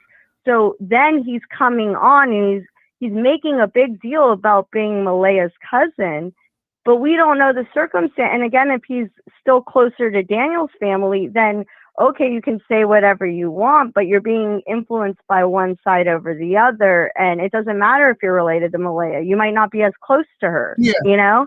So I don't know the way he's talking about her. And I just don't know if all the information he got is credible. I believe in his mind, he believes what he's saying, and he's being passionate about telling it. But just because somebody tells you something, don't make it true. Like, how do we know Daniel's mom really seen Malaya at the road with the kid? How do we know that? That's how I feel. You know, I feel like if she said that, I feel like it's more hearsay and like to protect Daniel. Yeah. I don't feel like she really, I don't know why. When he was saying that, it really bothered me. There was something off tonight when and you know, he does these little trigger things. Like, you've asked him not to say GD on like, we all know when we're about to curse, listen, words fly. I'm not saying that. But that word in particular is kind of like a trigger for a lot of people, you know, because of the context of it. It's not just like saying dropping the F-bomb or calling someone a B. Like, it can really bother. Like, it's like saying there's a lot of next Tuesday word. Yeah, it's a lot of religious people, you know. And it's like, I'm noticing these little things he does, and it's like when you start to question him about stuff, he starts dropping that word, and it's just like really weird. So even if he believes what he's saying, I don't know if it's true, to be honest. And I honestly, as a mother, and I was one of the people who said, well, you know, Malaya could have been in shock. I've seen many mothers who have lost kids, and then they do get help from doctors to maybe even take a couple pills to calm down. We don't know what happened with her. She could have been in shock. She could have, gone to a proper doctor and gotten medicated even, and that will just shut you down as a, I've seen that happen with mothers who have lost their kids. They can turn people and we don't know zombies, that. Yeah. And I'm not saying she's innocent either, but my biggest thing with her leaving, why I don't like when you say Joe Dirt, and it's like, that's your opinion, you're allowed to think whatever, but I almost think she left because if she had no involvement, she knows Daniel did something, and I don't think she thinks those kids are coming back. And I think that's why she left. And again, they could have not been happy before, but why is she like, why are all these people like, oh yeah, she got rid of the two kids that kind of don't matter in the situation? Like Meadow would be the one. And then when the time came, she left with Meadow. So if she was so scared of leaving, I don't understand. The minute she could, she left when like a few days later. Yeah. Yeah. It So don't make any sense. I mean, and again, I'm not saying she's innocent or not, but I almost feel like it would make sense her leaving and being quiet and lawyering up if she, in her heart of hearts, feels like this guy did something to my kids.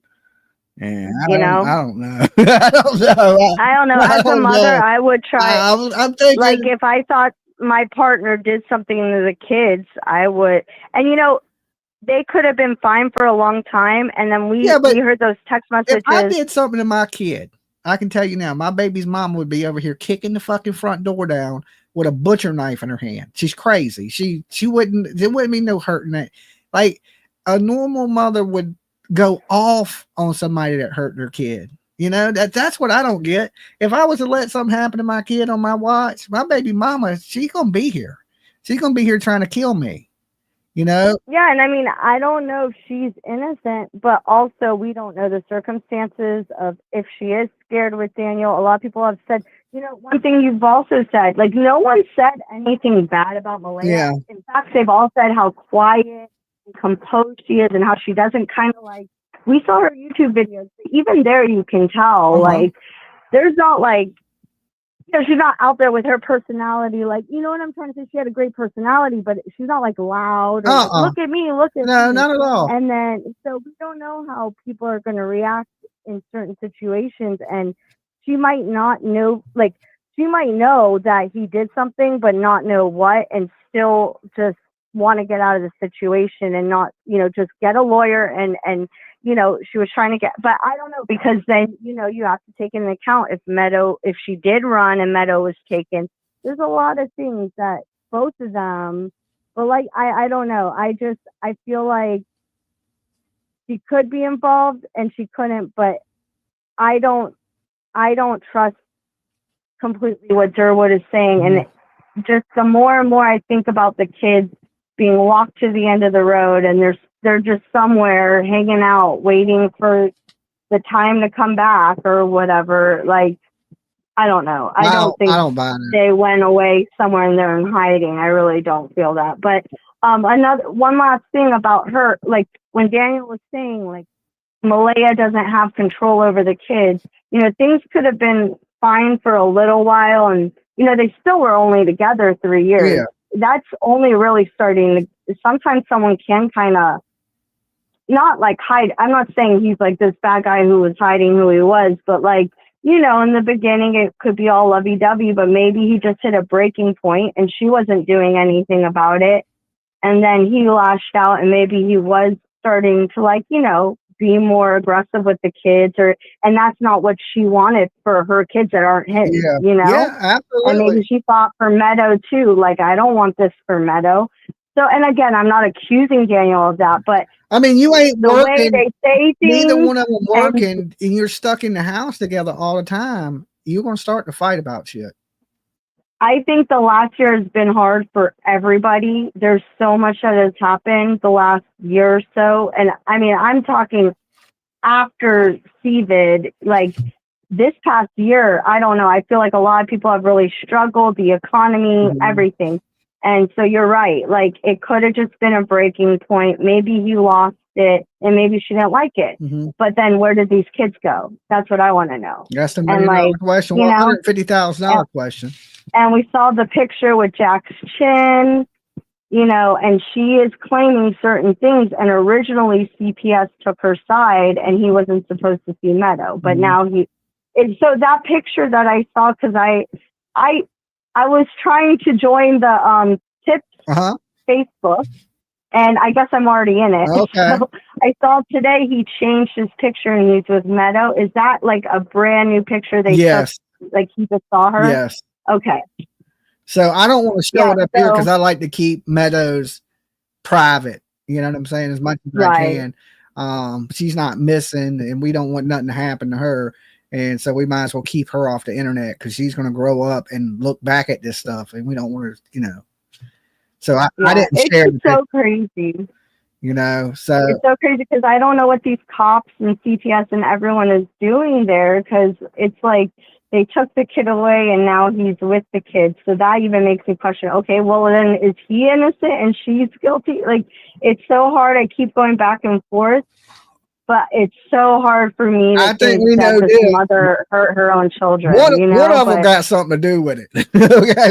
One of them, I do not think, I will go here to say, I do not think that it was some stranger out of the house. Yeah. It's one of them or both of them involved, for sure. I've felt that way since day one. I agree with you on that one. Yeah. So it's inside the home. Thank you, You Dolly. be good. Peace.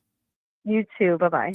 Yeah, I definitely agree with her on the last thing. It's either one of them or it's both of them. And one of them, no. Dolly. Am I on? You were on. Oh, okay. I've been lucky. This is Susan from Maryland. Every time I call, I get through to you. Hi, Susan. And I love that. Good timing. Anyway, my opinion about this is that reservations have their own policing. They have their own rules and laws, and the RCMP have to be in coordination with the regular police officers. I mean, the police officers on the reservation in order to be able to come in and search the reservation. If Malaya has convinced the reservation that there is a need for her to be there to hide the children, they can protect her, if that makes sense. They have their own rules. They have their own regulations. Yeah, but the police wouldn't be out searching. No, what I'm saying is to even go on the reservation. Well, the police, the Mounties can go right on the reservation. Who? No, they can't. I just read up on it before I called you. They have to be in collaboration with the reservation, and it depends on each reservation in Canada. Like in the United States where we live, the reservations have their own rules and regulations. But the feds can. The federal government can go right on a reservation. Local police can't in America, but the feds can go right on a reservation. In Canada? No, in America. No, I'm talking about Canada though, because we're talking about Jack and Lilly. Yeah, I know, but I'm just saying that, you know, they do have the capability to go up there. That it ain't like the native people would stop them from coming. Oh no, you can't come. But if Malaya convinced them, her own people on the reservations, that there was some reason that Daniel could not be able to see the kids at this time. And maybe I'm playing devil's advocate or whatever, but it would seem to me that there's something fishy about why I didn't watch Daniel being able to see the children. However, why wouldn't the police be there and say, okay, we want to know right now why you're playing these games with us when there's been so many people searching and money has been spent and they give the wrong reason that the children are missing and they're both playing these games, you know, with people's lives and money and the children's lives and everything. Okay. I just don't. I just don't think they're living their best life on a reservation, and the police are going through all this, you know. And people are saying I'm wrong about the feds. Listen, in America, the feds do what the hell they want. I'm not saying you're wrong about your opinion. The chat room. No, listen, I was talking to the chat room, I'm not not you. saying you are wrong. I'm not saying you are wrong. I'm only saying that that I read that the anytime there's there has to be a collaboration between the certain reservation and the police, because reservations have their own police force. They have their own some of them laws and and everything on their reservations. And they have to have, there's a big contractual thing that they're allowed to come on these reservations. And I'm saying if she's convinced that her people on the reservation, that there's some really big, they're going to protect her and the kids. Okay. All right. Okay. All right. Okay. You be good. Thank you for hearing me. Bye-bye. All right. Bye-bye. Now, listen, people say the feds can't go on an Indian reservation, a native reservation. The feds do whatever the hell they want. Okay? The federal government does what they want. Just point blank, don't give a damn. Right? They don't. Now, the local police, they may have to acquire with the police on the reservation, but the federal government will go right up in that bitch. Okay? Like, they may not be supposed to, but they will. You're a wanted fugitive and you run onto a reservation in our country, the FBI is going in and arresting your ass right on the reservation. And they don't stop them. When they're on a hunt, they're on a hunt. If there was a tip that went into the FBI that these kids were on a reservation in the United States, the federal government would be slammed with helicopters landing on the reservation. Okay, so yeah, the feds go where they please. All right, like, have you ever dealt with the FBI? I tell you who's knocked on my door. The FBI. Okay. Who is it? FBI. And I'm like, oh, you gotta be shitting me, right? True story. All right. And I've shared it many a time. When the FBI comes, they know everything. They know shit. They don't just come for practice. All right. They just ain't, I felt like getting out my car and coming knocking on your door. And it ain't none of that shit. They come for a reason. They know what they dare about. They know what you did. They knew who you were. They got information you don't even know about yourself. You be like, damn, how did they know that? Right? And they only ask you questions that they know the answer to. Every time I answer a question for the FBI, he said, yeah, I know. Check. Ain't no lie, because he doesn't knew everything. You tried to lie, he would have put an X. I was watching him check shit off. Like, yeah, you don't want to mess with the federal government. You be nice to those people and pray you don't end up on Ruby Ridge or some Waco, or you just leave the government alone. Okay. Don't say Hillary 3 times. Your ass will come up missing. I'm just saying, the government in America does whatever the hell the American government wants. Did you just hear our president drop an F-bomb? Okay. The government does what they want. They don't give a damn. Now, as far as Canada, I mean, I don't know. So many Canadians in here saying the Mounties could go right up on the reservation, that they're federal and they can go up in there. And yeah, they may have to coordinate, hey, we're on the reservation, but they do what they want to do. They're going to get their man, just like the feds are going to get you. Remember when all them people took over that reserve and they shot them in the snowbanks? You remember that? They had the dudes jumping out the trees with machine guns shooting into the car. Anybody remember that? I forget. They took over some fucking national park somewhere in like Oregon. Anybody remember that? And they had the feds and they were waiting for them, and they crashed, and they jumped out the bushes with machine guns and shot them up like Bonnie and Clyde. Yes. That was cool, actually. Okay. Was it Oklahoma? Okay. Hey, close enough. Oregon, Oklahoma. It's all the same, right? It's all the same. You remember that, right? And a couple of them lived there where the cars talking about, stop shooting. Stop. They were live streaming it while it was happening. But I mean, yeah, the police go where they want to go. They do whatever they want to do. Not only will they go on a reservation here in America, they'll drive a tank up on that bitch. Okay. Humvees and battering rams, and they'll pull Tonto right out of a hut if they have to. They don't care, right? so many rights get violated in the United States. But the whole thing is this: I don't believe these kids on a reservation. I mean, are we going to sit here for 20 years and say these kids on a reservation? When are we going to accept reality? Dolly. Dolly. Yes. Hi, this is Penny. Hey, Penny from Kingsport. I don't know. I feel like they're causing all this drama to take the attention away, and I think that Daniel's brother had something to do with this. I really do. Well, that's what I thought from the beginning, and I'm because of the clean four-wheeler and how he didn't seem to care. Right? Yeah, and I mean, he's just like, and I believe the mother, if she did say that, she's lying to protect somebody. Because yeah, what if the brother did it and then like you said, if she would have told the police that, they'd have been on that in a heartbeat. I think so too. Yeah. How do we know she's being truthful? She's not. I mean, like I said, if she did say that, they would be on that in a heartbeat. They wouldn't let that pass and spend all that money looking for them kids and start a search party, knowing that they left in a car, right?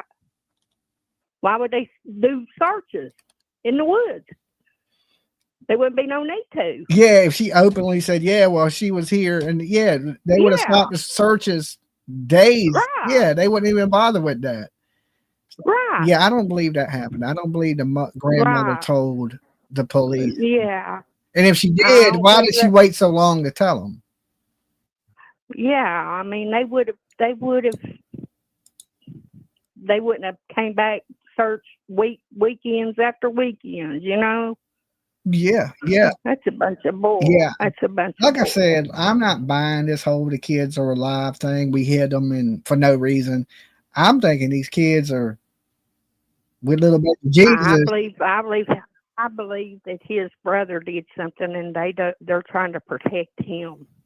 We don't know much about the brother, you know. Right. So, that's what makes me suspicious. You may be the one that solves it there, Penny from Kingsport.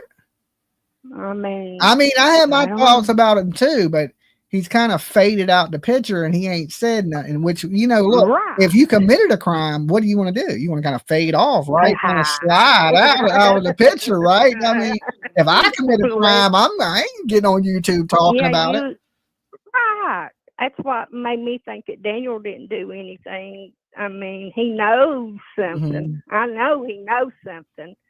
You can tell. I mean, he's just that nervousy kind of person that you can tell that he's holding something back. Hey, Penny, I need to grab me something to drink. So can I wrap this up or do you just want to hold on for a second?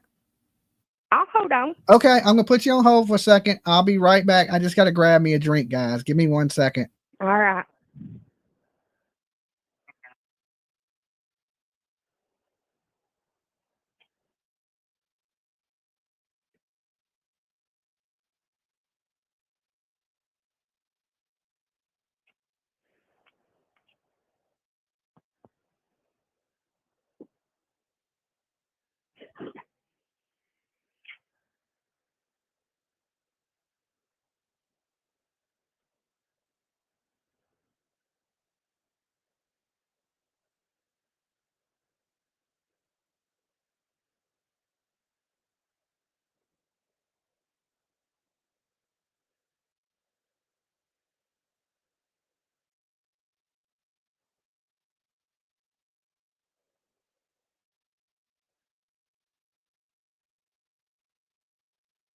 Okay, I'm back, Penny.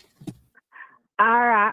The reason I was holding on is I was going to tell you that they brought down that verdict on Karen Reed. I was slamming doors and I was stomping and cussing to myself, you know.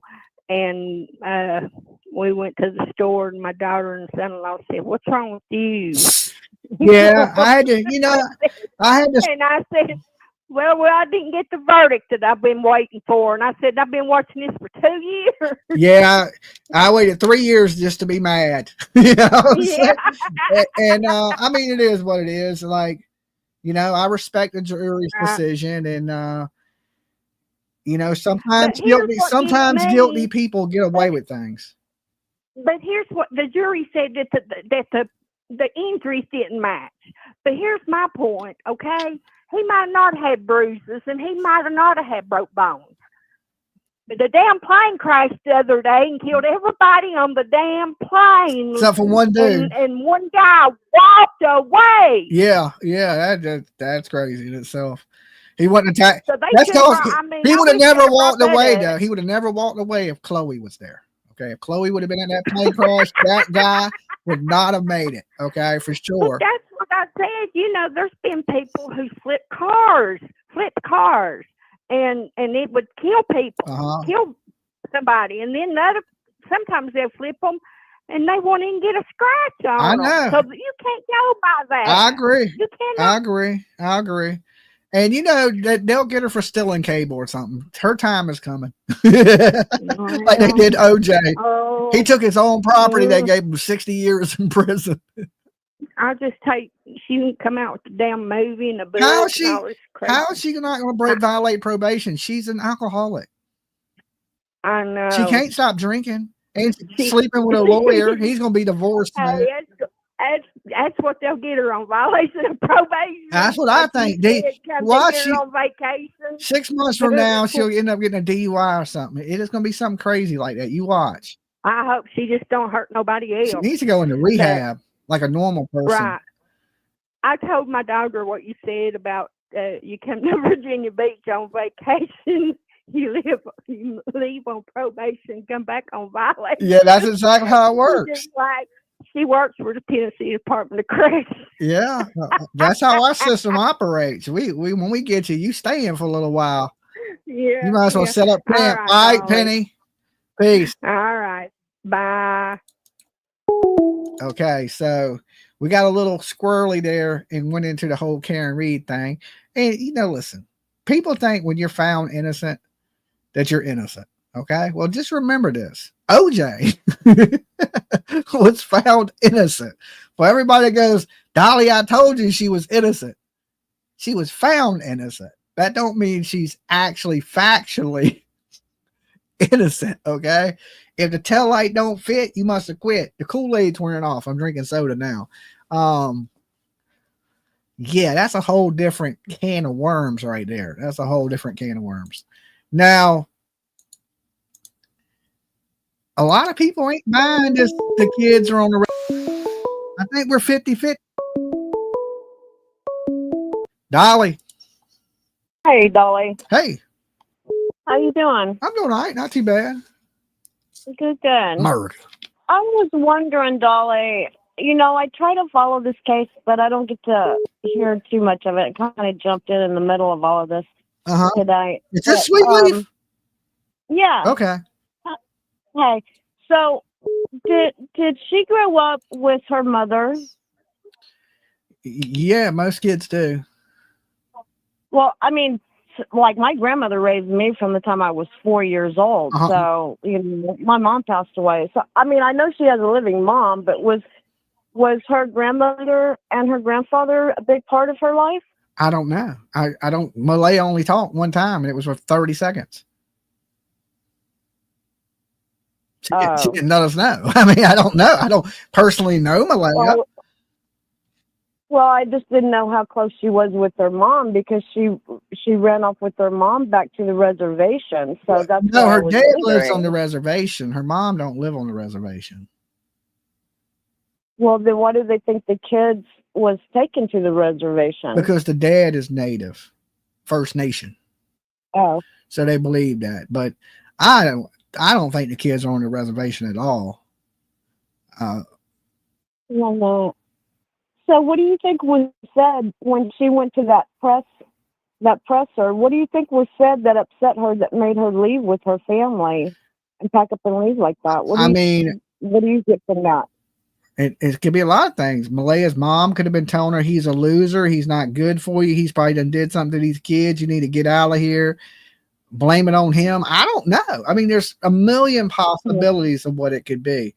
You don't. Well, I wanted to tell you, I lived out in the country, like, I mean, I built my house when I was 17 years old, you know, out in the country. And then we had 5 acres of property. And the kids would play outside. I would be outside with them. We had certain times of days that at the time of day that we went out because it'd be too hot and I have to watch them and everything else.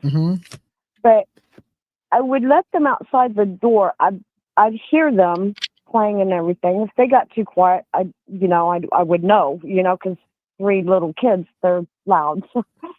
And they didn't get more than 20, 25 feet away from me. But one day, they kind of got quiet, and I was just fixing to go out and check on them when one of the kids came in. And then here comes the other one. And then the little one, I'm like, well, where is your little brother? Well, he's asleep out by the car. And I'm like, what? And I go out there, and he's not asleep, but he's just laying down. And they had seen their dad siphon gas from one of the cars the day before. So what are they doing? The same thing.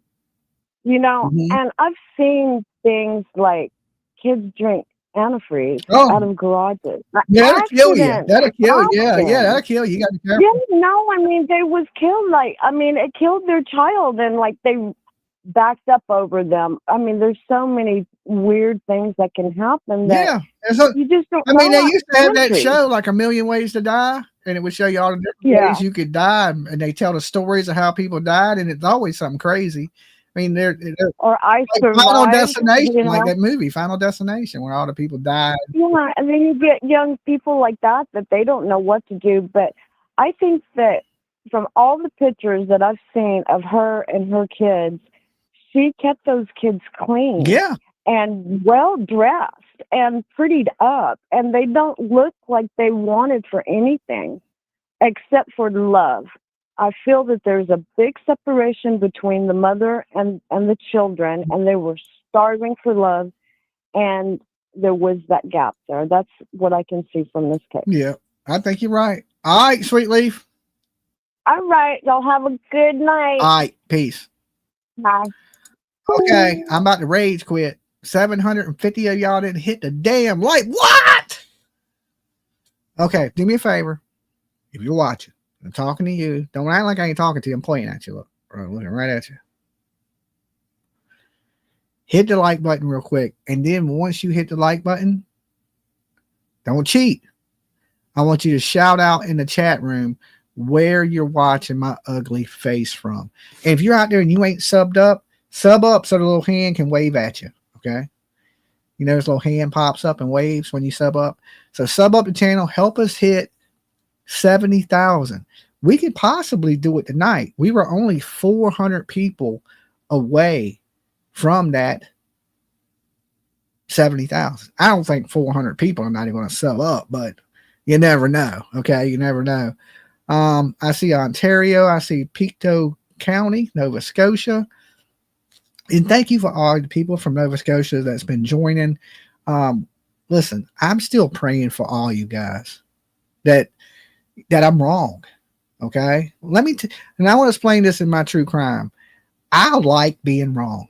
You know, most people don't want to be wrong, right? They're like, I can't be wrong. I'm always right.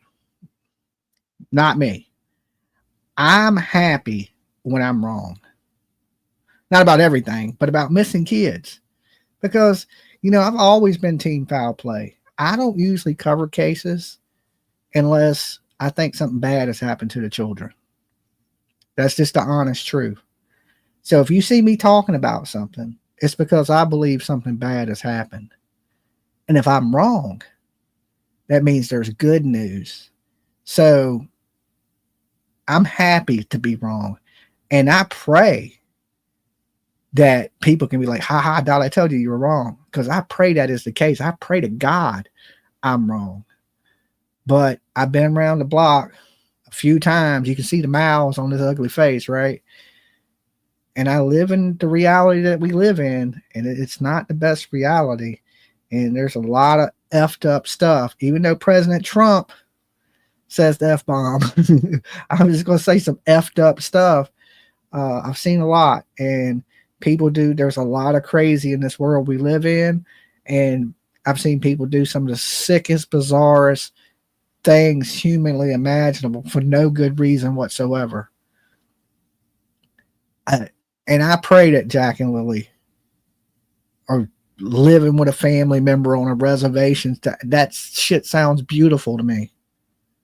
But the reality part of it, the true crime part of it to me goes, Dolly, don't be stupid. You know how this is going to end, right? And that sucks to say. And I know people don't want to hear that. So I try to keep the hope alive as much as I can. But at the same time, I got to be we got to at some point face reality. Okay. And people out here feeding you false hope. And at some point you got to go, okay, reality says statistically, these kids ain't with us. You know, I pray I'm wrong. And you know, if they wasn't found in the first 48 hours, statistically it dropped by 50%. And then every day that went on, guys, we're talking 2 months. Nobody's seen these kids and nobody's came forward for $150,000. It's not good.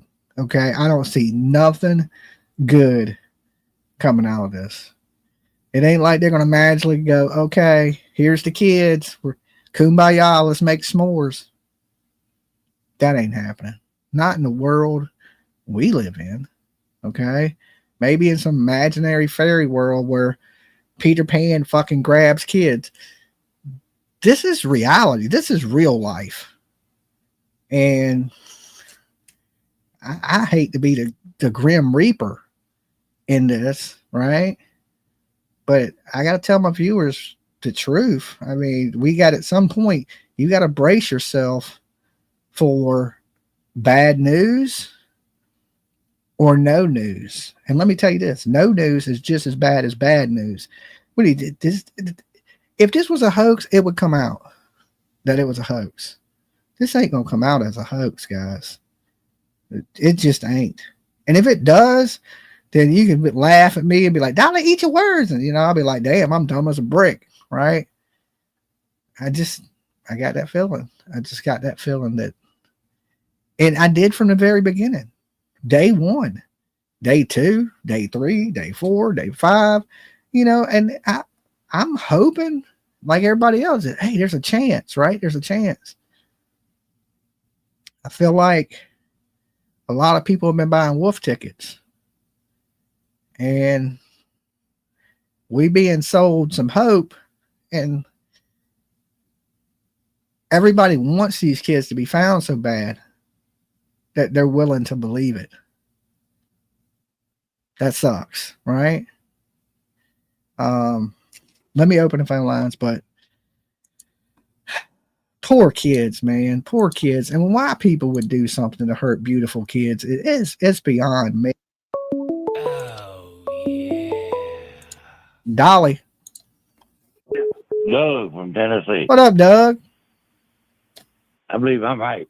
You think they're on a reservation? Oh, no, you said they got into some candy and unalived them, drug candy. And brother hauled them off. On the four-wheeler. On the four-wheeler. I mean, I just don't think the kids are with us anymore, Doug. I don't think this lady hid the kids. No, because if it was SA, they would tell it, and they would go after them. But if they got a hold of some candy and they fell apart, they hauled them off. You know, they're all trying to get their story straight. But you would have to think that, I don't know if they ever took a drug test or anything, and you know, the rumors were in the beginning that they found drugs, which ain't true, because if they would have found drugs, they would have arrested them. So there wasn't no drugs. No, they won't. Not up there. No, they won't. Yeah, they will. You're allowed 2.5 grams, baby. Of smoke, not hard. No. You're allowed 2.5 grams of that other shit. It's a misdemeanor. That don't mean you're allowed to have it. If it's a misdemeanor. They say you can carry up to 2.5 grams. I don't know about that, Doug. Without being arrested. I don't know about Up that. in Canada. I don't know about that. I wouldn't test that. Well, I mean, a woman come on there and said that on your show one night. I mean, that you're allowed to have. There's people from. You're allowed to have so much. There's people in Canada right here saying, no, that's not true. Well, some people are saying it's true. Some people are saying it's not true. Well, you can have so much of that junk and they can't do nothing to you. And if them children got a hold of that junk, you've got to get rid of them kids, because if you don't, they can get you for murder for letting them kids get a hold of it. Yeah, I mean, somebody's right in this. You know, we've had every theory that you can have. So somebody that's called in is right. It's just who is right. We don't know yet. But they're not gonna if they're on that reservation. That old guy's rich. He won the $150,000. Yeah, but they're not going to put them on. They're not going to hide them on that reservation. If for $150,000, somebody's going to speak. I know. I would talk for $150,000 if I was sitting there in my TP and you rode by with a bunch of hot ass kids. I'm telling on you. I'm running my ass right down to the damn police station, going, okay. I want my money. I want my money. I seen Running Horse with 2 kids that are on the news, and I want my $150,000. You know, the natives are going through a lot of poverty anyway. So $150,000 on reservations, like you said, like having $1 million. But if they got a hold of something, they haul them off on that 4-wheeler, because that's the cleanest damn 4-wheeler I've ever seen in that muddy ass place. I agree, that was a clean 4-wheeler. You know what I'm saying? It was clean. In a muddy ass place. Mm-hmm. A lot of rain, a lot of water, no paved roads.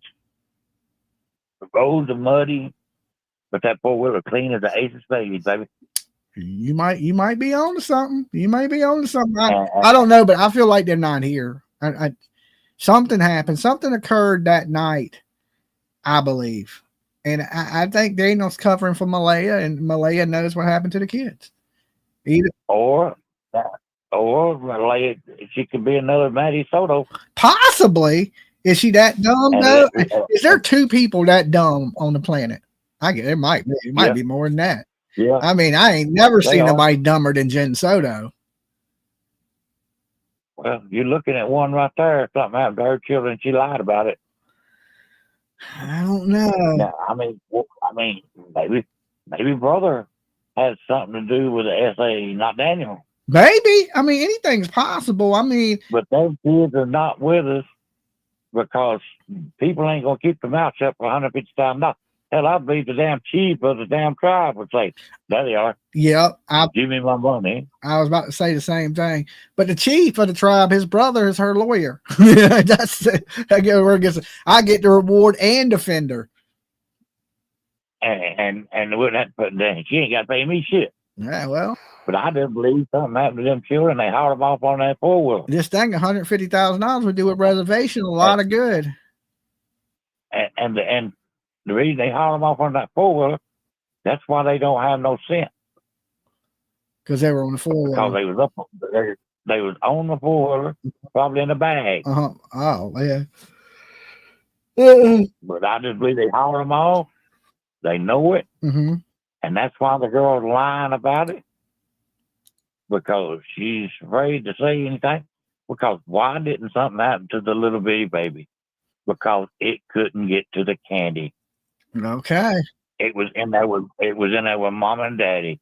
The other 2 children were by themselves. Somebody left it laying out. They had a party. They all got wasted. They all passed out and left the candy laying. Okay. And one little, like you said, one little pill, one little drop, and these little kids would go. I mean, it's possible. I wouldn't doubt it. I mean, the heart wouldn't take it. The heart ain't strong enough to take something. Dolly, like read what Belinda said. How am I supposed to do that? Just repost and put stop signs.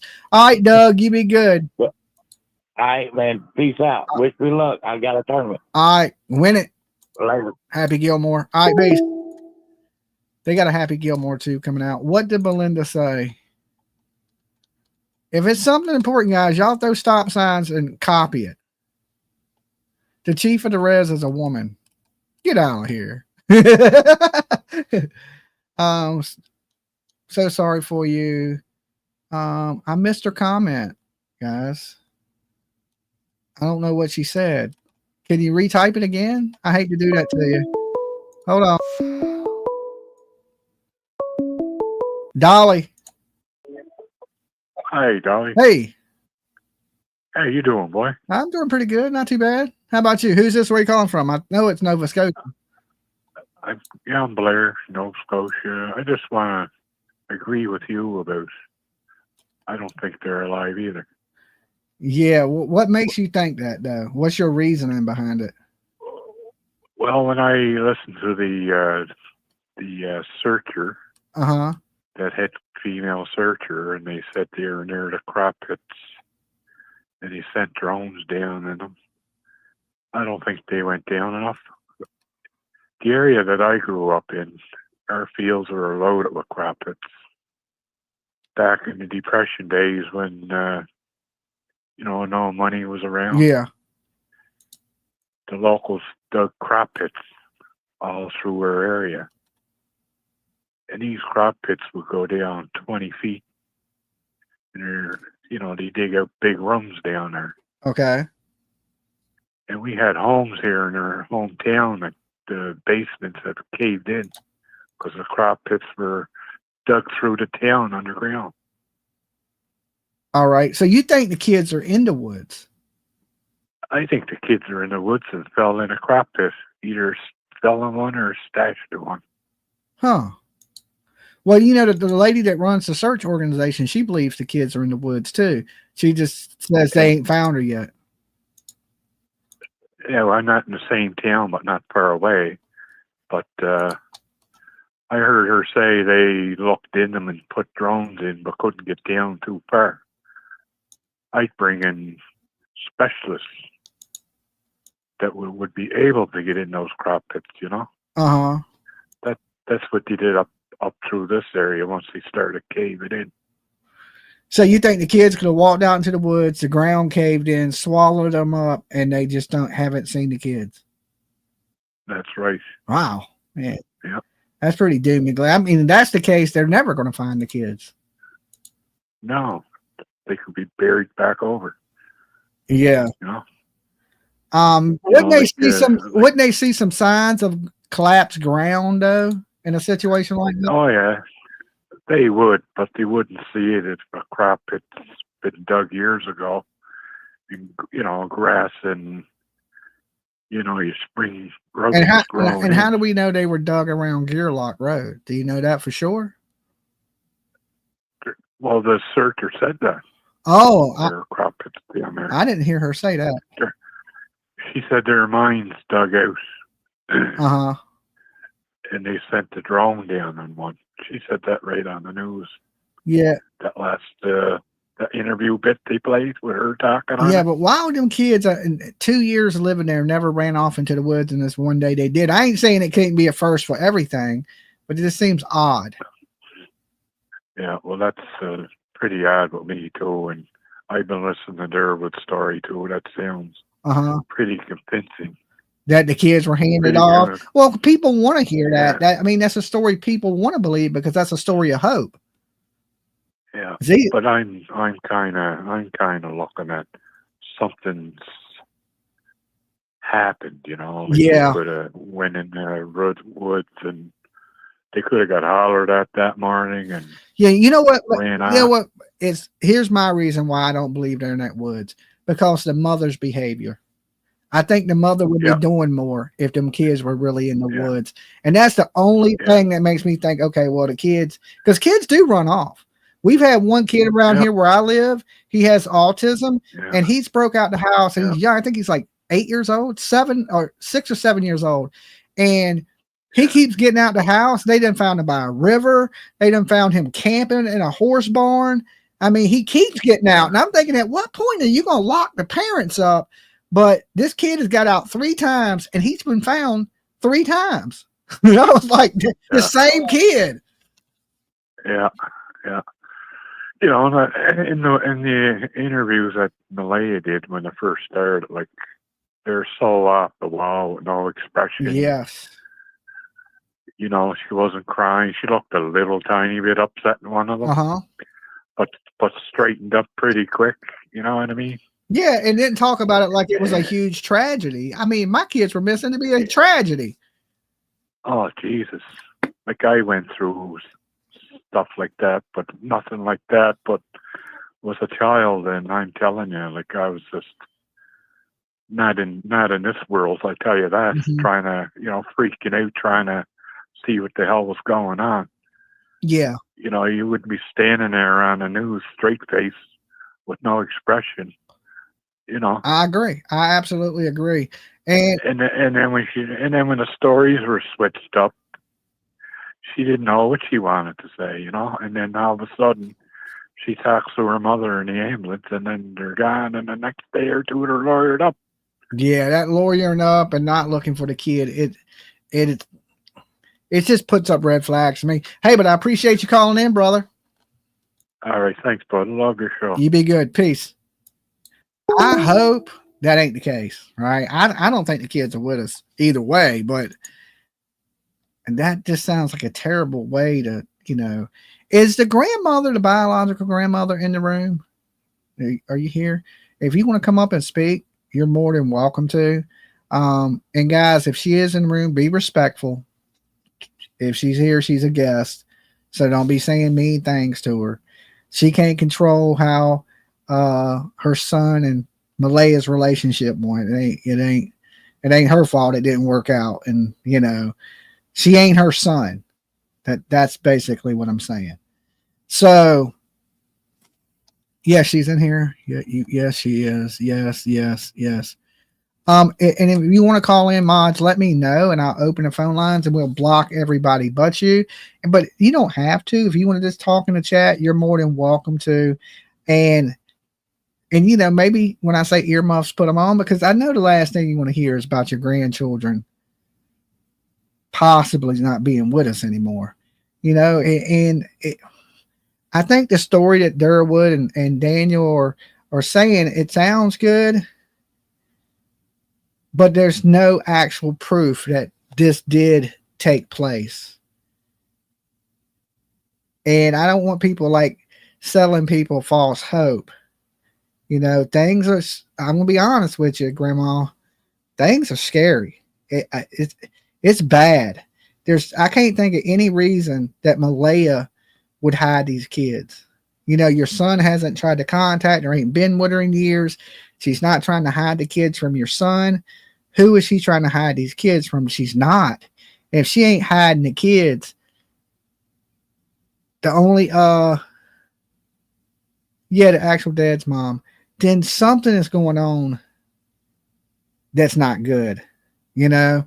And I watched your interview, and you seem like a really sweet woman, and I feel bad for you. If I was there, I'd give you a big hug, you know? Now your son, he should try to do a little more, you know?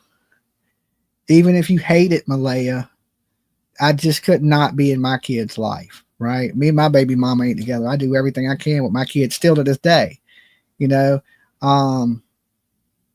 But you're not him. You see what I'm saying? You're a totally different person. You raised him, but once he becomes his own person, he's his own person. I pray you get some answers. Him, I don't so much care about, because he won't dare, right? It was like my father. I never knew my father. He died. My mom said, "Hey, you want to go visit him? He's in the hospital. He might die." I told my mom, I said, "I don't know that man." You know what I'm saying? I don't know that dude. Who the hell is he? Right? Because you're not there. It's so much. I know my grandchild are gone. I knew after we left the woods. Okay. That is horrible. That is so horrible. What do you think? And this is for Grandma. What do you think about people out here telling these stories? Let's just say selling false hope. What do you think about these people out here saying that these kids are alive and Malaya handing them off? That would be my question for you. Like I told everybody, I was like, it sounds good, but they come with zero proof of this. And guys, when she answers that, Red, stop sign it for me so I can see what she says. I just happened to catch her comment that time. The chat moves so fast with 1,700 people in the room. It's hard for me to see who is saying what. That is hard to hear, right? She said she knew when she looked in the woods. And there's something about a mother, grandmother, like they know, like they just know, right? Like if the grandmother has this feeling, it ain't just her, right? It ain't just the grandmother feeling like this. And you know, grandma, she's probably been around a good minute, okay? We're all up here in a little bit of age, especially in this room. My viewership is like, I need to do a tour of fucking hospice centers. I'm just kidding. Okay, maybe we ain't that old, but we getting up there. Okay, I'm gonna be popular shit at hospice, let me tell you. But we've been around for a while, and we know whatever happens, this probably is not going to end the way we want it to, right? And is it something to take blame off of things? I think they're wrong. Okay, I've seen it. I agree with you, Grandma. I agree with you. I think they're passionate in what they say, and they may believe that, right? They may really believe it, but I don't think they're right either. It's listen. I'm a God-fearing person. I do believe in miracles. And Grandma, we need a miracle. We need a major miracle. And like the power of prayer is real.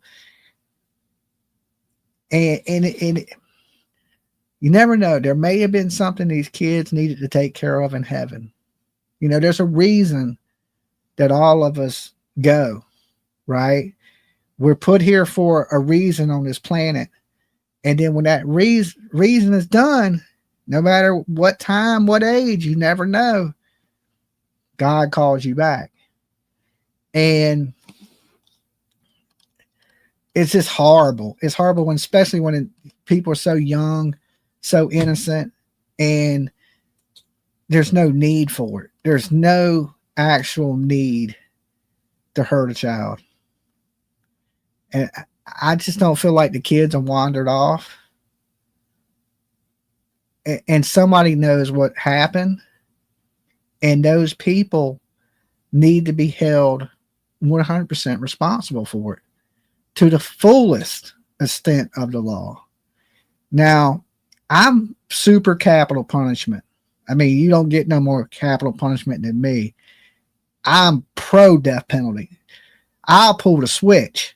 Okay, that's how pro death penalty I am. I'll put the execution mask on and be like, next one. You know what I'm saying? Bring it to the we doing a few of them today. My arm is good. That's how pro death penalty I am. Right. So I believe you hurt somebody, you take a life, especially an innocent life that ain't never did nothing to nobody, and especially the people that are put on this planet to protect you. Right. It's your natural instinct to protect the people you love, your family, your kids. Natural, instinctual. And then you go and hurt the same people that's supposed to love you and take care of you, or the people that hurt you. Oh yeah, I'll pull the switch on your ass so quick, so quick. And I know Canada don't have the death penalty, and apparently they're not real strong on their laws. Like they're a little lenient, what I hear. And I don't know. These people need to know that the truth is going to come out. There'll be answers for your grandbabies. I just hope it's sooner than later. And even yourself, you know, you said that she was soft-spoken, but let me ask you this, Grandma. Have you ever known her to have any mental health problems? because you know, Daniel said it. He was like, "Oh well, don't talk about Malaya because it's bad for her mental health," and she has Meadow, right? Grandma, have you ever known her to have any mental health problems? If you can answer it, if you can't, it's fine. I understand. And guys, copy her answer so I see it. Now, I can understand why somebody may do something bizarre if they're a little cuckoo for Cocoa Puffs. But if she's perfectly normal girl, there's no reason for her to hide these kids for no reason and to be doing this. Could be postpartum. I don't know. I'm a man. I don't know nothing about that, right? I hear it exists, but I'm a guy. I can't even speak on it because women get mad at me. But I believe it's real. You know, my baby mama, you could tell there was changes going on with her before the baby was born and after the baby was born. Belinda Gray, it was a wonderful mom. I don't know what happened to her. Okay.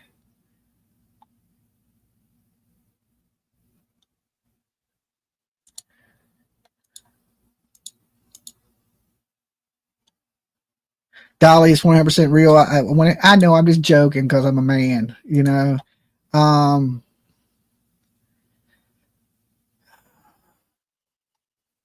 You know, I don't know what a crawl pit is, to be honest.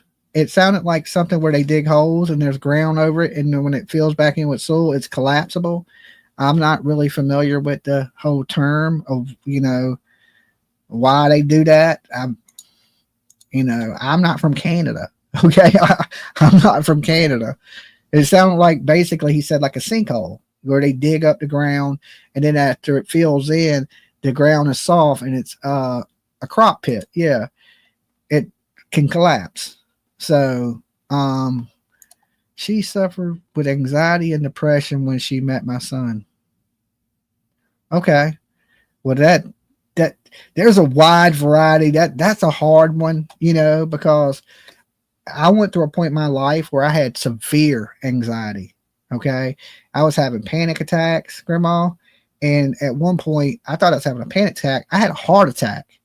Okay. So when you think about anxiety is, you know, still I have not one fingernail on my hand. I chew my nails. I got real bad nerves. I've had real bad nerves since I was a little kid. I had bad nerves as a kid, right? Anxiety. I never had anxiety till I was like 25, 26 years old. And then anxiety hit me like unexplainable, right? I've had so many panic attacks that I'm scared to have them. Like it makes me, my anxiety, like, oh, I hope I don't have a panic attack, right? Because I don't know, it just scares me. And then, you know, you start to worry and then you think you're dying. I mean, there's different, but far as depression, I've never really I've been sad about things, right? I've been upset. I mean, I guess that's the same as depression, but nothing that lasted like, you know, it's hard for me to judge that one because I'm usually a pretty happy person. I mean, I know people get depressed and they want to, a lot of people tend to hurt themselves. But I guess, you know, with anxiety and things going on around you, possibly could hurt somebody. I'm not an expert. I mean, I don't know. But even with depression and anxiety, I don't have any, I wouldn't say I have mental health problems, right? Like I'm the good crazy, not the bad kind of crazy. I'm talking about that she have something else going on in the ticker. I mean, there's a lot. Anxiety wouldn't make you hurt a child. Depression, now that's a little bit different. You know, I'm looking for any reasons this mother may have done something out of the norm, right? And I looked at all the pictures. I looked at all the pictures before Daniel. She looked happy. The kids looked nice, well dressed, well taken care of. And then after that, there ain't as much. And it's a little more different. The kids look a little not as well kept, I guess would be the word. in the conditions. Now I don't know the conditions of the house, Grandma. I know the conditions of the outside of the house, but I don't know how messy the inside of the house was. I don't know. Do you have any theories to what you think happened to these kids? If you want to share it, if you don't, if you just want to be like, that's all up to you. I hate even, I'm sure you upset enough that you don't need to hear my mouth, It's a while. It's one of those, it's a lot of mystery behind it. And what can you do? It's at this point, it really is just what it is. It's like I'm sure for the family, it's a nightmare that won't end. Daniel said she wasn't medicated. When you have depression, hold on. I'm trying to keep up with her in the chat, guys. So if she says something and I miss it, let me know.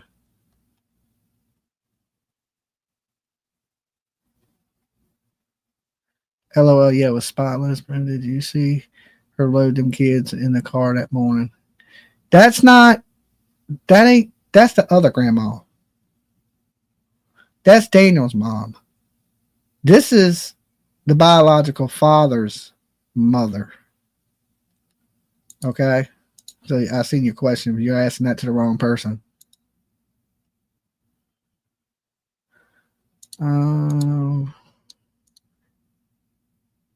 It was pretty rough on the inside.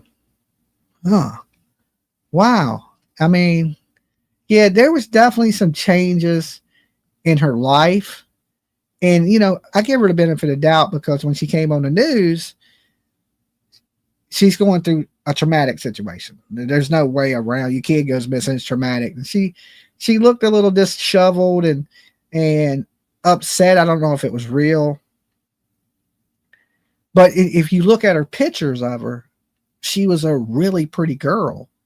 And then you see her in an interview, but then again, her kid's missing, so it's hard to judge, right? But she looked, I don't think you're going to go, your kid's missing, go do all your makeup and get all pretty, right? But she looked a little more disheveled, I guess would be the word. Like she didn't take that time to do that, and that could be understandable. That could be nothing, but something's going on. Okay. I think everybody knows that. The grandma don't believe the kids are in the woods. The police don't believe the kids are in the woods. I don't believe the kids are in the woods. And the RCMP never told Malaya she couldn't speak to the media. They just said, watch what you say and watch what you put out to the media. Anything that could hinder the investigation, don't do. And yet she said nothing. If you believe, because, in the beginning, they said they believed that the kids would talk to anybody. They would get in the car with anybody. And if you really, truly believed that these kids were kidnapped in your mind, you would be out on the news begging the kidnapper to release your kids, telling them how much you loved them, all that. And we really ain't heard that. And behavior to me in all of this, I always say it's a clue. People be like, "Oh, it ain't a clue. People act different," right? But yeah, they act different, but not that much different. There's certain things that you should expect from a grieving parent. Or like, listen, when Grandma came out and did the damn interview she did, my heart broke for her. I could have broke down into tears. I felt your pain. Right? I was just sitting here feeling so sorry for you. It's horrible. When she gave her interview, I didn't feel that for her. It wasn't the same compassion. It wasn't the same feeling. Like she didn't have that emotion when like Grandma talked about the kids, she had emotion. You could feel it. It was sad, right? When she talked about it, it was like she was talking about the hockey game and who won. It was just so emotionless. And I don't know. Is she always so emotionless? Like, no. And then, we watched the videos of her as a teenager. She seemed like a pleasant young lady. Looked like she, bright, big eyes, happy about life, curiosity.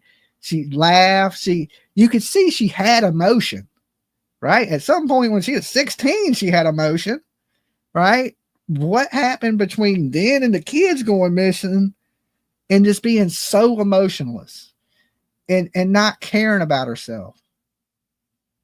Now, I don't know if there's some drugs involved or if there's domestic violence involved or a combination.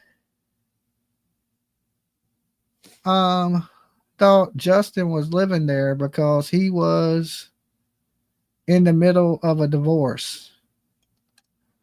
Okay. The brother. Hey, the brother. I don't know about that guy. Okay. I don't even know what to say about him. That dude. I don't trust the brother my damn self. Okay. I don't trust anybody. I'm a true crime person. I think everybody's guilty. I just do. It's wired into me because as soon as I think somebody's innocent, they're guilty. So I just look at everybody like they're guilty until they're proven innocent. And I know you're innocent to proven guilty, but not on YouTube. You guilty to proven innocent. And I don't know. I don't trust the whole thing that the mama's outside. The kids come out the door, and we know Lily's loud. We've seen the videos of the birthday, right? She's loud. Them kids are loud. 2 kids, 4 and 6 years old, they loud. You're going to hear them kids. But the mother never comes out her little crack shack, meth lab, whatever the hell it is. It looks bad. It don't look good. She don't come out at all. I'm not buying it. She had dogs. When the kids got out in the yard, the dogs didn't start barking.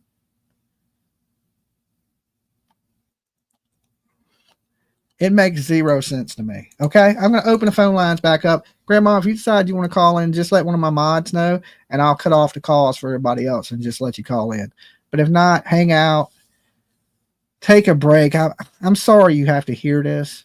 Okay, I truly am. Let's try to get to something hopeful, that the police figure this out, and whoever is responsible for the disappearance of these kids, let's make sure they pay. Okay, that's a positive note. Somebody knows, and somebody's going to pay, Grandma. Don't worry. Okay, that part of it. If they did something to these kids, they're going to pay for it. We're going to keep the pressure on. We're going to keep the RCMP working and demand answers. It ain't no let this go under the rug. This ain't going away for them, right? And the RCMP, they know that. That's why they made threats towards YouTubers. They're like, we'll put you in jail. I don't think so. Okay, I don't think so. We live in America. We got the freedom of speech here. We say whatever the hell we want to say. As long as it don't hurt nobody or we ain't making no threats, I could have an opinion, right? But they should have been taking that out on the people that are responsible for the disappearance of this child. No one talks about him. When I showed up on Monday, he was crying really hard. Okay. I'm going to probably have to go back and have PJ pull your messages so I can go over everything you said, Grandma, because I missed a lot of it. So, because the chat, like I said, it moves so fast on me. I don't mean to miss your stuff. It's hard for me to keep up with, and I don't have my glasses on. So, but by tomorrow, I'll know everything you said. So I'm going to open the phone lines, guys. And like I said, if she wants to call in, then let her call in. If not, it's understandable. I know you're going through a rough time right now. And the phone lines are now open. Dolly. And the phone lines are now open. You got to turn me down in the background. Yes, you got to turn me down in the background. Yeah, I got it. Hi there, I'm Alan, and I'm calling from BC. Hey, Alan. Hey, you know what? I've been like, when I've been following all of this here, like with the Jack and Lily thing and this whole like story that this Darren guy is spinning, that these kids are on the reserve. Like, I really want to be clear about this, okay? Like, it seems like a lot of the viewers out there have this construed idea that the reserves are isolated and we don't have police on them. Like, we're not civil people. Like, I don't know what it is. Like, it's just weird. But I just want to make it really clear in Canada that the RCMP are on the reserves. Like, I want to be really clear about that. And if these kids are hidden on a reserve, the reserve is not going to use a whole community to hide these kids. Yeah. You know what I mean? Yeah. Like, a community is not going to hide these kids, especially when the police are allowed on the reserve. The RCMP know what's going on the reserve. Like, I want to be really clear about that. They know what's going on. Yeah, right? I think so too. I mean, I don't think the police are stupid at all. You know, Right. I hope And not. here's the Anyway, other thing too, the other thing too is he's saying that, you know, like crossing the border on the Mohawk Reserve. Now he's gaslighting another reserve, right? So he's included two Native communities that aren't associated with each other in one conspiracy to hide these children. And it does not hold water whatsoever. I just want to be clear about that. Those kids are not on the reserve with Malaya. yeah, we haven't seen any Like, physical. it would be proof of this. impossible. Like, the cops would know, somebody would know, a neighbor would know, somebody would take a picture, somebody would have a video, somebody would do something. Yeah, Because it's such a hot case. yeah. The Like, natives nobody don't wants live to in bring that down caves. on their This ain't. community, right? Yeah, they don't live in caves. They got technology out there. Right? Exactly. Like I don't know why people think, as Native people in Canada, like, we're like living in teepees and still riding horses, and we don't know how to use phones, and, you know, we don't have police services or family services. Like, it doesn't make sense how people get this idea. Like, you know, and it really bothers me, because ever since Darren started spewing that, it really lit my ass on fire, because I really don't like it when people attack Native communities. Well, it lit the internet on fire not too. think about You see, everybody's talking about that, so it lit the internet on fire too. I think. Yeah, but a lot but of that's people it. are buying it. I'm a little skeptical of it, but a lot of people are buying what he's selling.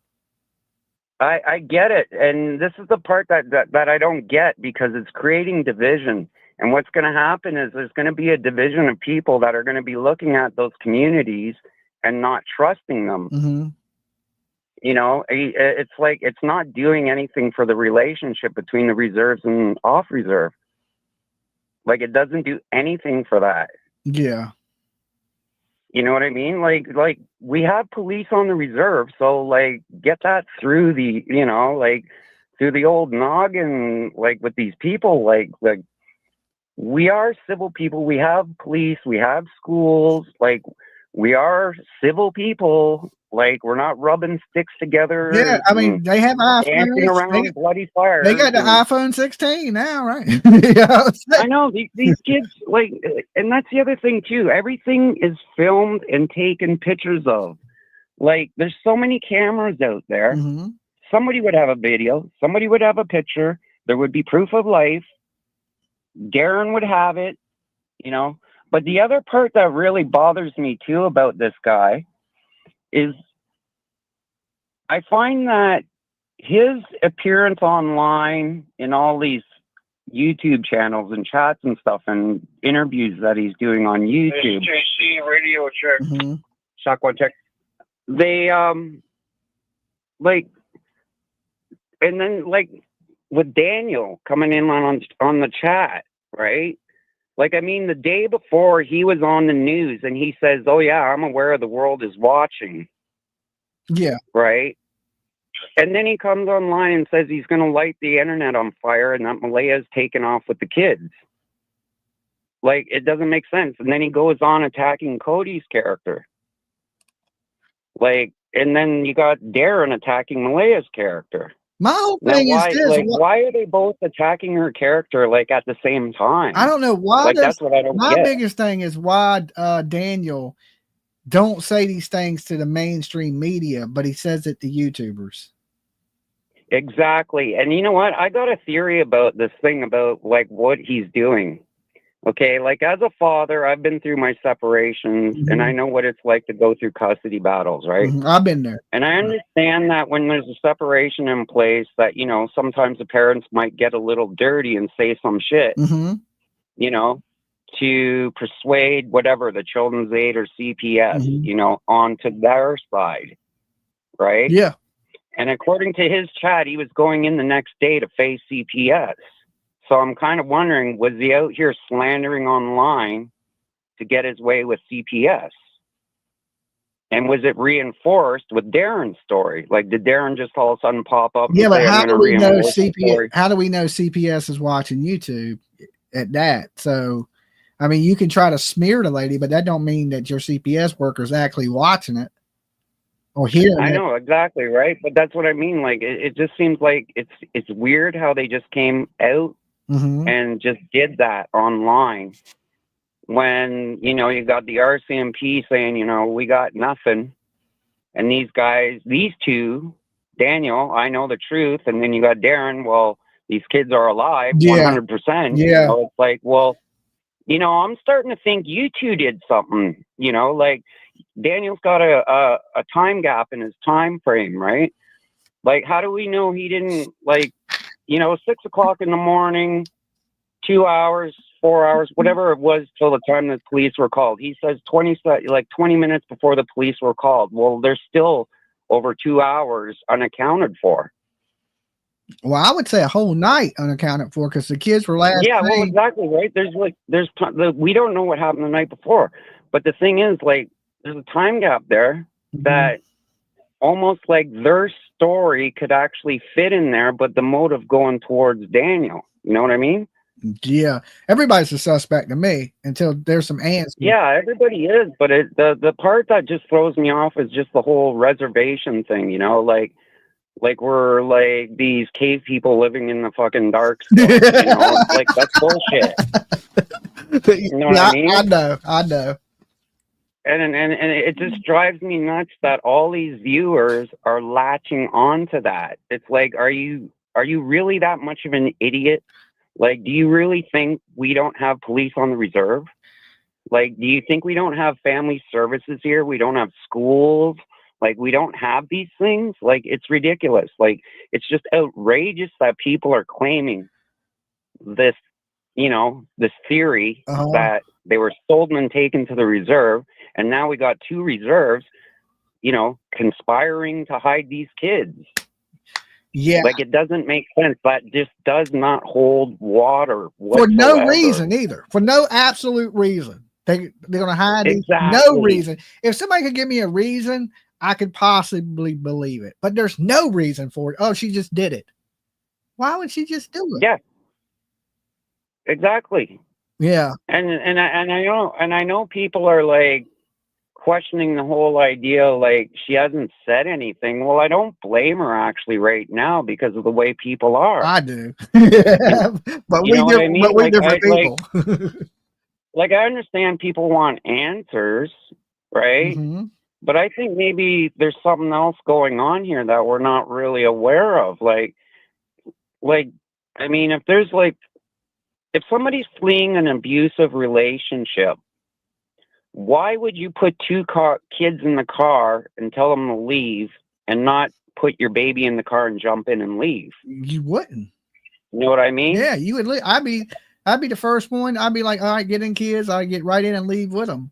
You know, and especially right, exactly. There's no need to put. If he was going to try to get the kids away from him, Jack and Lily's not his kid. You would just get Meadow away from him. So that didn't happen. Right, exactly. Like, there's so many holes in that little story he spun. Like, it just drives me crazy. Like, all weekend long, I've been watching videos of him talking, and I'm like, Jesus Christ, this guy, and people are believing it. I think so. And I was literally online, actually, like, you know, debunking some of the stuff he was saying. Well, what it is I think he believes it. I don't think he's coming out here purposely lying. I think Derwood really believes that. Mm-hmm. I mean, but it's just the thing. It just seems like, because he says he said he dropped a name on her before she left. Like he caused her to leave, right? But then when Daniel says the reason she left, he said it was because they were arguing and their family was accusing him. Yeah. It doesn't make sense. So, like, if he dropped the name and she took off because of what he said, is he manipulating the situation? And if he is manipulating the situation, why is he doing it? I don't know, because the original story was from Logan. Logan said that her and her mother were out there arguing with Malaya, and that Daniel's mom came out and kicked him, made him leave. Yeah. So it's exactly like, it doesn't make sense why he would say that him dropping a name would scare her off. Yeah, but we've been getting inconsistent statements from the very beginning in this. There's a lot of inconsistencies. Exactly, right? Like, I mean, like, and that's the other thing too. This is why I think maybe Malaya is staying quiet. I think she's staying quiet to let Daniel do all the talking he wants to contradict himself and literally expose himself. Give him enough rope to hang himself theory. Exactly. That's what I'm talking about. Like, if, like, I don't know. Do you remember those videos online, you know, like the lawyer Vinny, you know, like, hey, you know, if somebody's got some questions for you, you know, shut the fuck up. You know, you know, better call us out. Want to talk to you? Shut the fuck up. Yeah, you know, don't talk. Yeah, you know, like, if the media wants to talk to you, especially in Canada, if the media want to talk to you, like, the media here in Canada is kind of weird.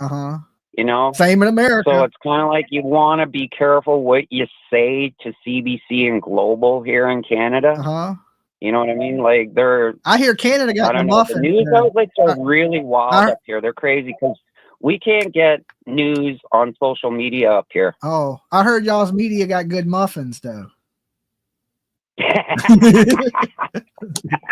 Hope they're chocolate. Chocolate muffins, blueberry. I mean, you know, I like. Oh yeah. I like the cream cheese ones. I mean, but I like muffins. Okay. Matter of fact, I wish I had a muffin right now. Yeah, I'm with you on that one. All right, brother. You be good, and I'll talk to you later. All right, man. You have a good night, bro, man. It's good watching your show and getting into this, because, like, some of the stuff is just outrageous, and, like, we really need to find these kids. For sure. Amen to that. I think we can all agree on that one. You be good. All right, bro. Peace. Have a good one. Bye. Okay. So, you know, in America, we got fake news. Okay. I don't know what y'all got going on in Canada, but y'all got muffins. And I've seen people in the chat room go, the media wouldn't offer muffins, right? Well, let me tell you this, guys. I've been around a lot of missing kids cases all over the country of America, right? And I've seen the media do shit that you would not believe. Way worse than YouTubers. You think they're all, you know, when that camera turns on, they're professional as shit, right? Oh, no. Don't buy it. Do not buy it. I've seen them do so much foul shit. I've seen them. They fight worse than YouTube channels. Okay. Like, it is unbelievable. I have to say, my local news here, the different channels, when they get together, they're friendly. They ain't like that everywhere, right? Like, there's some competitiveness in it. Like everybody was gunning to get the Leilani interview, and they were out there shit talking to each other, about to fight each other. Matter of fact, they blocked Leilani in, and she was drunk. The media was out there fighting with her. It never made the news. None of that shit ever made the news, right? When they were climbing her fence and sneaking videos and shit, trespassing, I've seen the media do some weirdo shit. No lie, right? Like, I'm sitting back like, what the hell? Okay. Completely lie to people, mislead people. And that was my big deal with Brett Bufferton, right? So I took that picture with the turtle mask and the sign that said, Leilani, will you marry me? We were over there joking about it. And he was in on the joke, right? He knew it was a joke. But when he took the picture that he snuck because it was supposed to just be a picture for my because I was joking saying I'm going to make it my default picture on Facebook, right? He knew it was a joke. But when I took the picture, he snapped one and he posted it on his feed as it was a real dude out there trying to marry Leilani. And that pissed me off because I gave him information. He gave me information. And then he did some sneaky shit. Okay? I was like, why would you do that? Why would you mislead the viewers out here thinking there's really a dude out here trying to marry a baby killer? Right? That's... Why don't you be honest? Be like, Leilani getting trolled by YouTuber. If he would have posted that, it'd have been the truth. Okay? It would have been the truth. I was out there trolling Leilani. But he didn't. He posted that shit as it was real as can be and knew 100% that it was a joke. Okay? And still did it. Right? You know why? Because it's ratings, it's clicks and views. And then there it is on the news. Right? You know, there it is on the news. And he snuck the picture. Right, I was like, okay, this shit here, them people are worse than YouTubers, way worse. They're just bad. So to think the media won't, offer you things to, here's a muffin, that would have been nice. You know what I'm saying? If they would have been in Savannah and they would have went up to Leilani and been like, hey, Leilani, you want this muffin for the interview? She'd have probably said, yeah. Okay. The problem was they wasn't offering no muffins. Just thought I'd throw that out there. So I've seen them fight, be out there drunk, fighting with other drunks. I'm like, you can't make it up. They blocked her in, got out, was screaming and cussing at each other. This is the media. Never hit the news. They didn't videotape that shit, right? Because they were just sitting out there partying too, right? Like, what the hell? You know what I'm saying? I'm sitting back scratching my head like, you got to be kidding me, right? You got to be kidding me. But no, that's this type of stuff that was going down.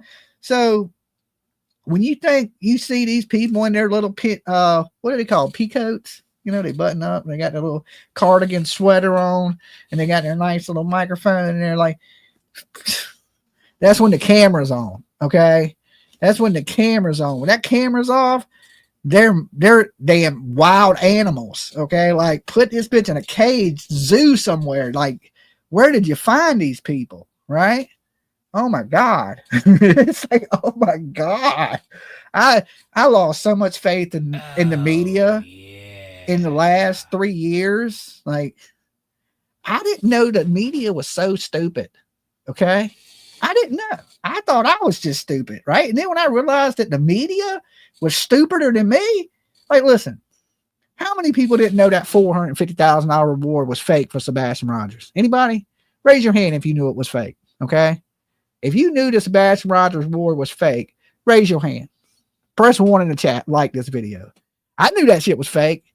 Who knew dog was kicking in doors, making scissors? Who knew that shit was fake? Press 1 in the chat, right? I want to see it. If you didn't know, press 2 so I can laugh at you. This should be all ones. This ain't a trick question, okay? I knew it was fake, right? How many media channels in Tennessee ran that bullshit story? Not only mainstream media, we talking Court TV. We're talking Nancy Grace.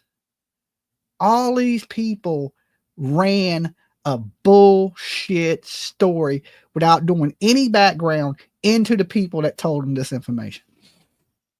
How can you trust your media?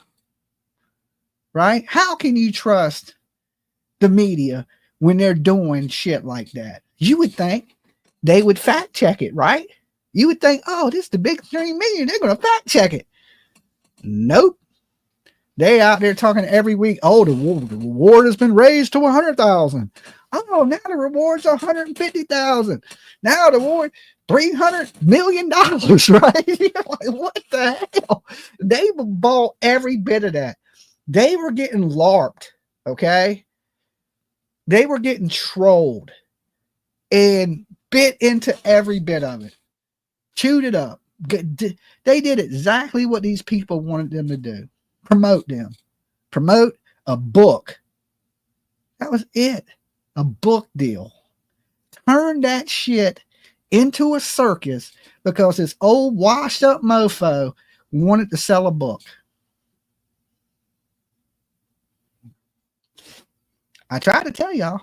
I tried to tell people, right? Listen, I'm some dumb. I'm not plumb dumb. Okay, so I don't have any respect for nobody in the media outside of this. That's why I don't give the news interviews. I'm like, hell with that. You take shit and put whatever narrative and spin that you want. 1202. What happened? 1202. He vanished. He's he's MIA these days.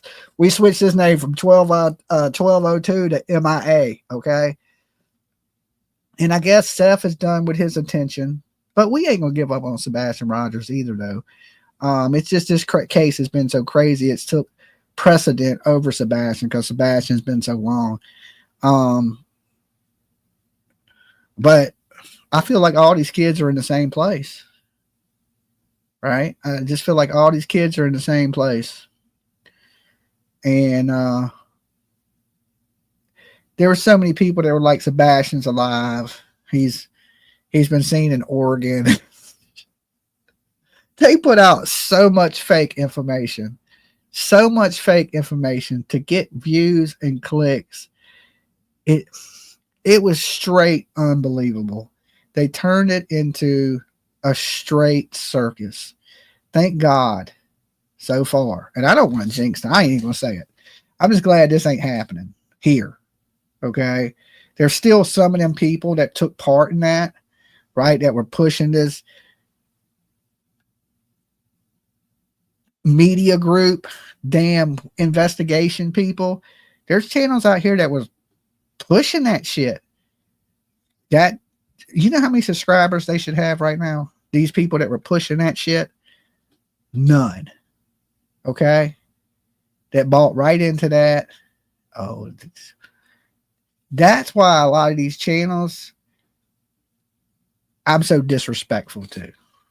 Because you have no credibility to me. You would rather take the click and view than be honest with the people. And especially coming from people you don't that look honest. You know what I'm saying? So many people look way more honest than Dolly, right? But you got an idiot going, hey, I can't believe y'all believe this shit. And people are just sucking it up because they're buying into hope. And hope is easy to sell. It's easy to sell.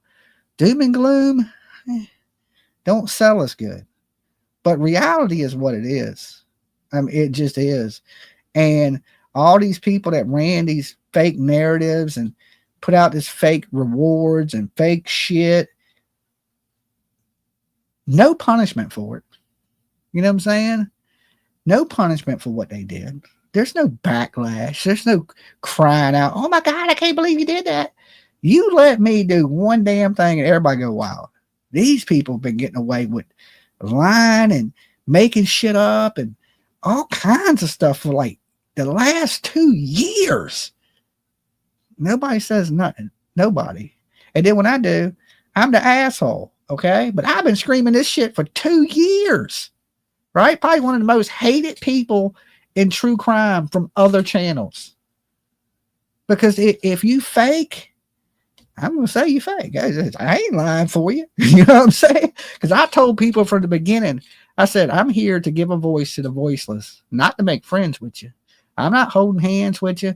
I'm not making marshmallows with you. We ain't going to sing Kumbaya. We ain't going fishing together. You ain't my friend. If I'm cool with you up here, we acquaintances. That's it. Don't ever get it twisted. Right? Because I don't want no YouTube friends. Everybody's a fucking snake and they slither around this place. And listen, I'm gonna tell you guys straight, don't trust no YouTuber, right? That's why I say this is just my opinion. Don't trust nothing. Anything you hear on YouTube, don't believe none of the shit. Okay. If you watching YouTube for anything other than entertainment, you're watching it for the wrong reasons. Okay. That is God's honest truth. Okay. It don't get no truer. You'll never hear a truer statement on YouTube. If you watching this shit for any other reason than entertainment, you're watching it for the wrong reasons. I know people in Scotland who appreciate you. I don't trust nobody either. I don't trust shit. Okay. I don't believe nothing I see. I don't believe nothing I hear. I'm like, I don't trust none of this. They could have photoshopped that. They could be lying. There's no proof. You know, some people be telling the truth. Everybody's not bad. Okay. I don't want to make it out to be like everybody on YouTube's bad. There's some really good people, and there's been some really good people in this case that have been doing a good job with sleuthing information, getting out there, talking to family members, things. The two girls have been doing really good. Okay. The Canadian girls, they've been doing really good in this case. They've been getting out there, putting in work every day, digging. That's what it takes to sleuth. You got to dig.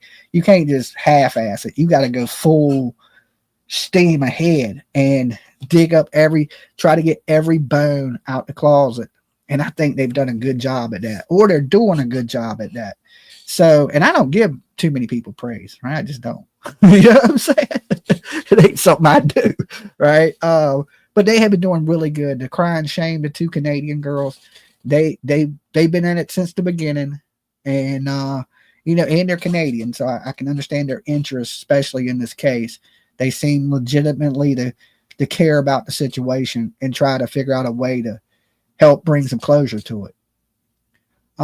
There was a lot of buzz tonight. Rightfully so. I mean, listen, it helps bring awareness, right? Like you look at Derwood. Derwood has done good for the case. Some people hate it, right? But let me explain before you be like, no, he's lying, right? Sometimes you need something to shake it up, get people talking. Okay. I don't know if he's lying or if he's not lying, but I know what's good. What's good is people are talking about the case. Even if they're talking about him negatively, they're still bringing up Jack and Lily. That's what we want, right? Because kids go missing every day. One kid hits major news, everybody shifts. It's the way the internet works. Everybody talks the big stories. And even me, I talk the most recent cases, especially when it's the masses want to talk about it. That's what I tend to talk about. Okay. And it's usually missing people, but there's a lot of things we could technically talk about, but missing people is what it is. But I always go back. I don't never just leave a case. I finish cases. If you look at my history of it, from the time I've been here to now, I'm still involved in all the cases that I was involved with. All the way from the beginning of Quentin Simon, I jumped on a plane, all the way till I was sitting in court, 2 years later? Right behind Billy Joe to watch Leilani go to prison. So I'm going to be here to the end of it. That's my plan. I don't talk about something that I'm just going to kick to the side burner and leave it. There may be other things that get more attention, but soon as something important happens, I'm right on it, you know. And it's going to be the same thing for Sebastian Rogers. We ain't going to let that little man get forgot, right? And Summer Wells. I haven't stopped searching for Summer Wells. I got some plans for that one. As soon as it cools off just a little bit, because it's hot as shit right now, especially in Tennessee. I'll be dead in the woods somewhere. And you never know. Dolly might be popping in on Nova Scotia. I just wish all my stuff would come a little bit quicker. Good Lord. Why does it take so long to get a passport? You know? And why do I need a passport? That's the biggest question I have. Why do I even need it? So I looked tonight to see if I could get in Canada with a real ID. Nope. You got to have a passport. Because somebody told me you can drive in with a real ID, but if you fly in, you got to have a passport. And I was thinking, well, can't I just fly into New York and drive over upstate New York? And then I looked, and I guess whoever told me that was a lie. That ain't true. You need a passport to go into Canada. So there's no way to get a passport for at least 4 weeks, right? Unless you can show the passport administration that there's an emergency that you need to attend, and then you can get it in 14 days. but there has to be some type of emergency situation. That's the quickest humanly way possible. You won't get back in America. They deport Dolly. They deport me. They were like, well, we don't want you here. I waved at the Canadians when I was in the Maiden of the Mist. Okay, I went out into. Has anybody ever did that? That shit is scary. Okay, hate to change the subject, but that is scary. I thought I was going to die. You gonna lie? That shit was scary. PJ was on the top of the boat like Titanic, right? They drive your ass up into the waterfalls. Niagara Falls, you see it on TV and shit. They drive you right into the falls. Like the water's hitting you so hard, it feels like you're in a tsunami. It's the closest I've ever been in a tsunami in my life. It is. It's so they got the rails around the boat, right? At first, I'm on the front of the boat. I'm sitting there and I'm like, okay, the wind's blowing. You're getting a little bit of spray. It ain't bad. And then they just keep going. And the water is hitting you at I swear it's 150 miles an hour. By the end of it, I'm clinging onto the pole in the boat, right? I'm just locked onto the pole. I'm like, I'm going to die. Why the hell did I get on this boat? Okay. The water's like, it's hitting me so much. I can't even breathe. Like, if it's water in my mouth. It's like, I was drenched. I mean, they give me the little raincoat and shit, right? I don't even know why they give you that. This shit don't work, right? It don't work. I got a video of it too. But I have to tell you, I was legitimately scared. Okay. I was like, I'm surprised I didn't have a heart attack on that boat. Okay. Because shortly after that, I got home and had a heart attack. But I was like, that's kind of a one and done kind of thing. Okay. And if you ain't never been on it, I don't want to scare you. I survived. So that means you will survive. But yeah, because you got the Canada side, and then you got the American side, right? So when you get on the boat, Canada is right across from you. So all the Canadian people are waving, and then the Americans are waving at the Canadians. I guess America and Canada we get along pretty good. Okay. And then you go out into the falls. So I don't know. I had fun. It's a beautiful place. And I could see Toronto and I was like, oh, the city looks so cool. It looked like it'd be fun. And, to find out that you need a passport or you just can't go there. And how many people flood into our country? I mean, by the millions. And we can't visit Canada? Like, that is insane. That is just insane to me. No more than an ID, you should be able to get across the border. Hey, look, I'm not coming to live. I'm just visiting. But no, that shit ain't happening. So if I could get my stuff sooner, I would have been in there when they were searching. But, anything like this ever happens again, I'll be prepared for it. I went and filed for my real ID so I can fly today. And I'm going to go file for my passport first thing in the morning. Okay.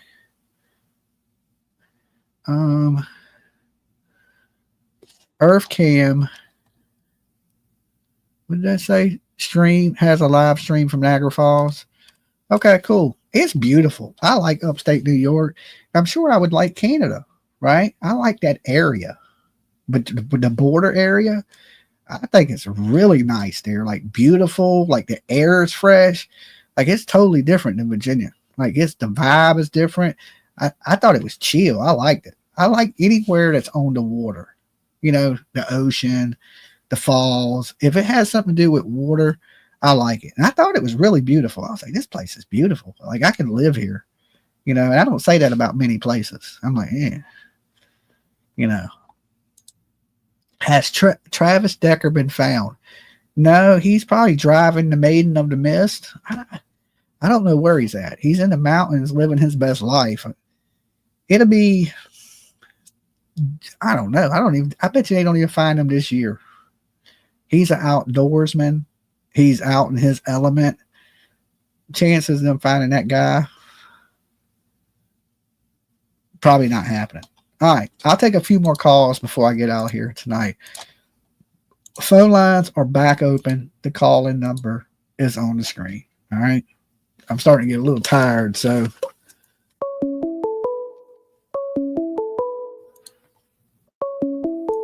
Dolly. Hello. Hello. I gotta hang on now. I gotta fix this thing. You gonna call me and put me on hold? There you go. Sego Shikan Skanane, Dolly. Very nice to reach you. Okay. It's been a long time. Who are you and where are you calling from? I'm calling from Canada. Okay. Ottawa. Ottawa? Yes, sir. Okay. Ottawa, Canada. You need to come here, boy. Is it nice? Is it fun? Yeah. As long as you can make it past our Prime Minister. Prime Minister? Is that part of French Canada? Is that or other side? No, he's a Prime Minister like your president. Uh-huh. Yeah. You know, I just want to say, not many call in and tell you this, I guess, but I'll call in and tell you I want to thank you for covering this little case with these two children, the Sullivan children. Yes, no problem. It's not talked about much here. Okay, we only get a odd news flash if RCMP or the OPP has something to say. Uh-huh. Other than that, it's nil and void. My next question, sir, for you is, I would like to know why this Sullivan case, any child that goes missing is a tragedy. Okay? I agree Absolutely. with that. Indeed. And YouTubers are keeping it alive. But I would like to know why Jack and Lily are not the Prime Minister of Canada's children. They are not the King of England's children. Uh-huh. They are not celebrity children.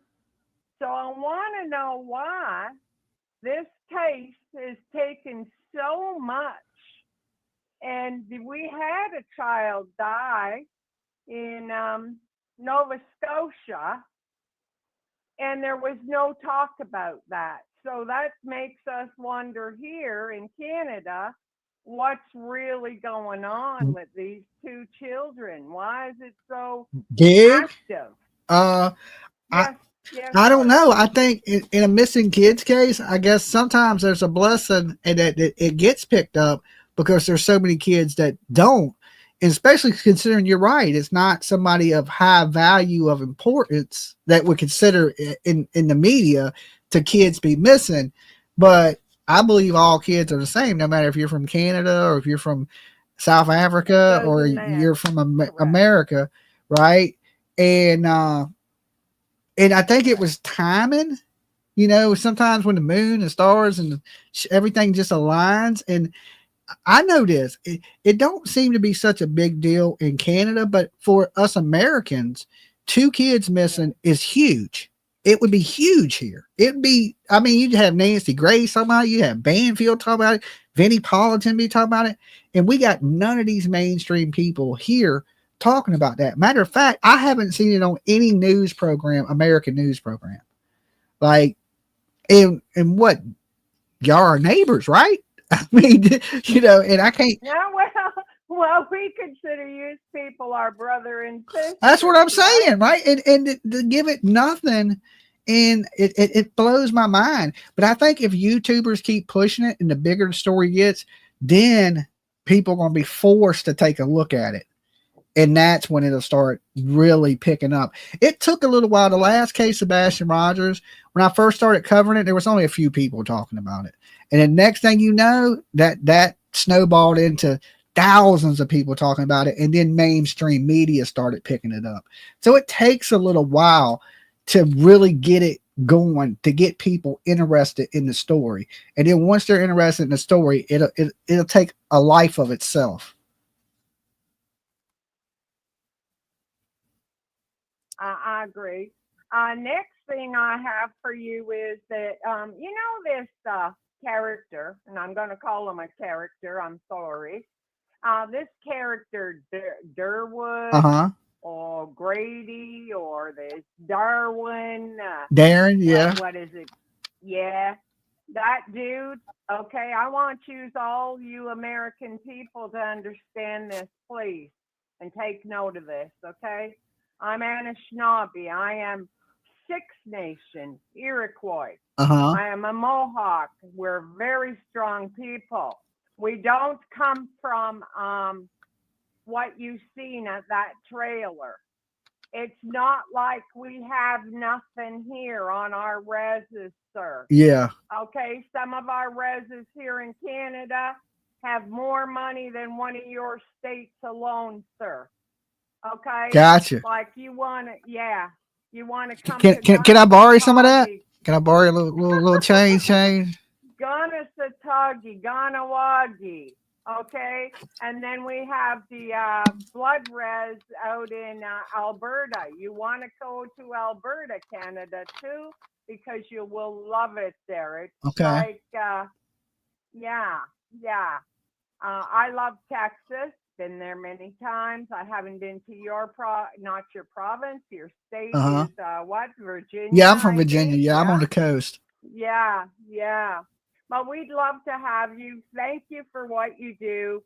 And that Darwin character, he needs to learn to lay off, keep the reses out of this bullshit. I'm sorry for language. But You're fine. You're fine. Okay. I'm Mohawk, and I would take 30 seconds to skin him. 30 seconds to skin him. All right, you stay blessed, and I will talk to you next time. It was great talking to you. God bless you. Take care. Bye-bye. All right, peace. She said she skinned Derwood. Damn. Yeah, I'm sure there's a lot of beautiful places in Canada. Like I said, when I went there to the border, it is really beautiful. I like that. I just like the fresh air, right? I maybe when you get in the city, the air probably sucks, but if you come from a place that is just like smog, it's just like there's no oxygen in the air, and then you go somewhere where you could actually breathe. And that's what I was telling PJ. I was like, look, upstate New York, like the air is fresh. Like there's oxygen in the air. Like you can breathe.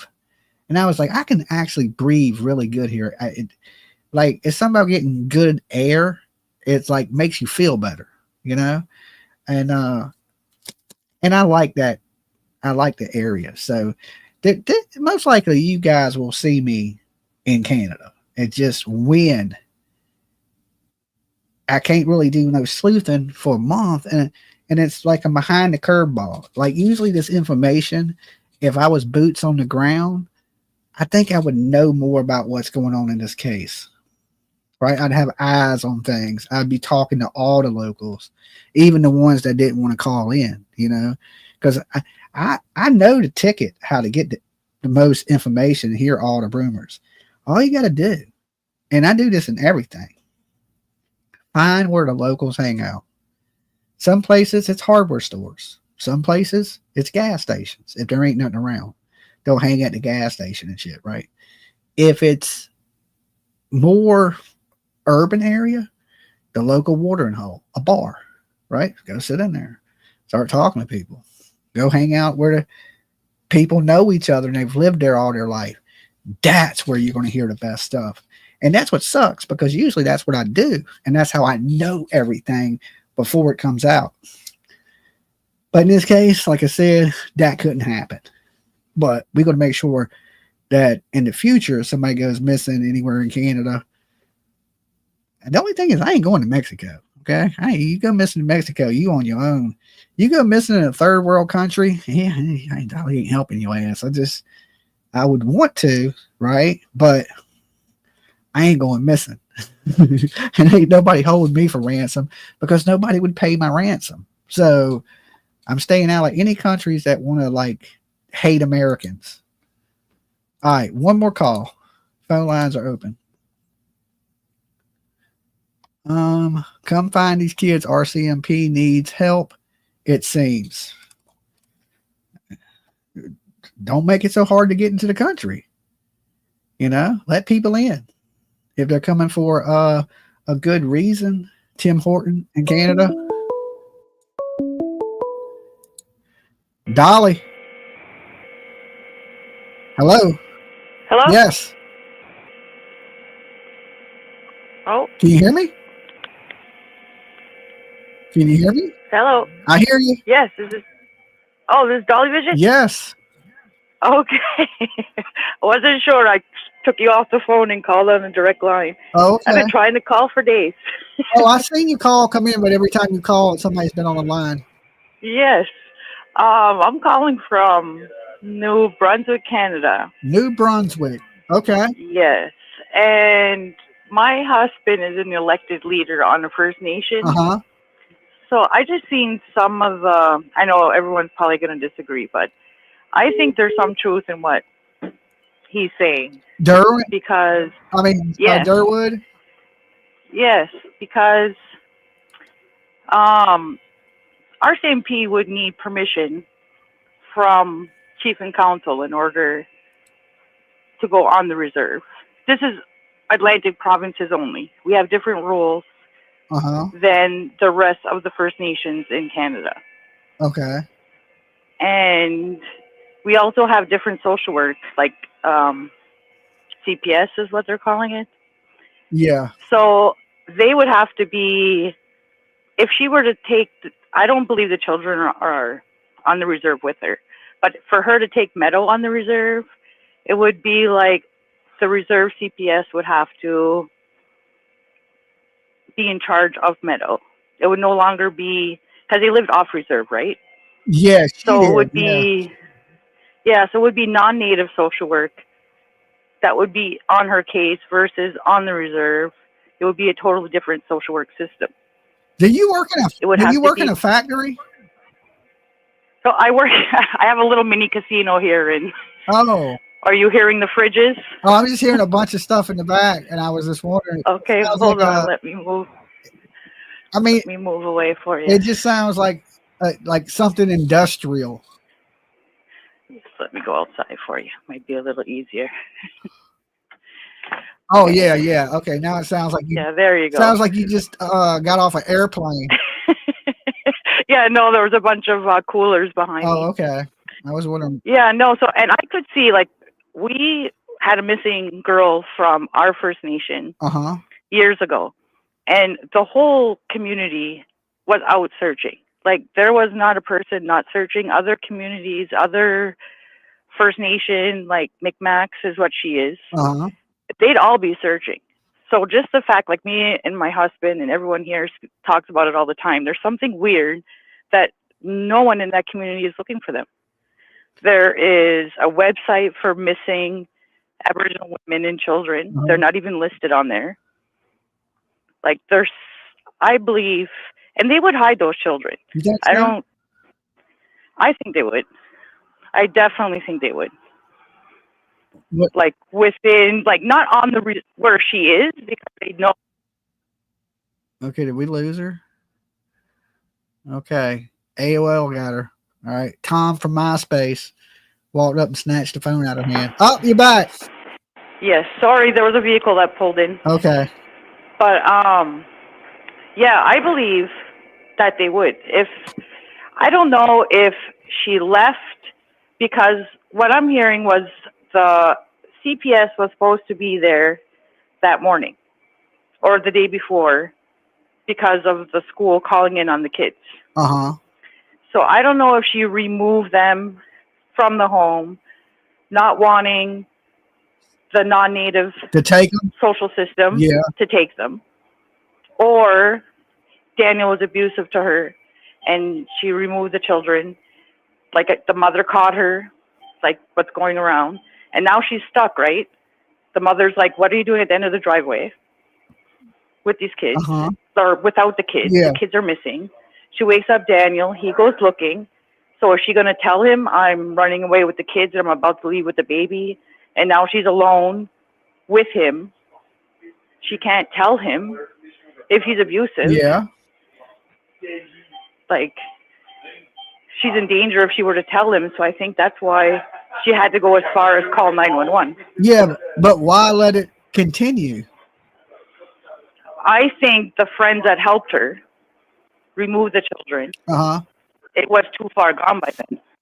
I don't think they thought it was going to go as far as or as wide worldwide as it has. Oh yeah, it's worldwide. That's for sure. Because this is a little tiny community. Yeah. Like even the First Nation is a small community. Okay. But they're tight-lipped. Like I've lived on the First Nation. I'm non-native. And I've lived here for 30 years.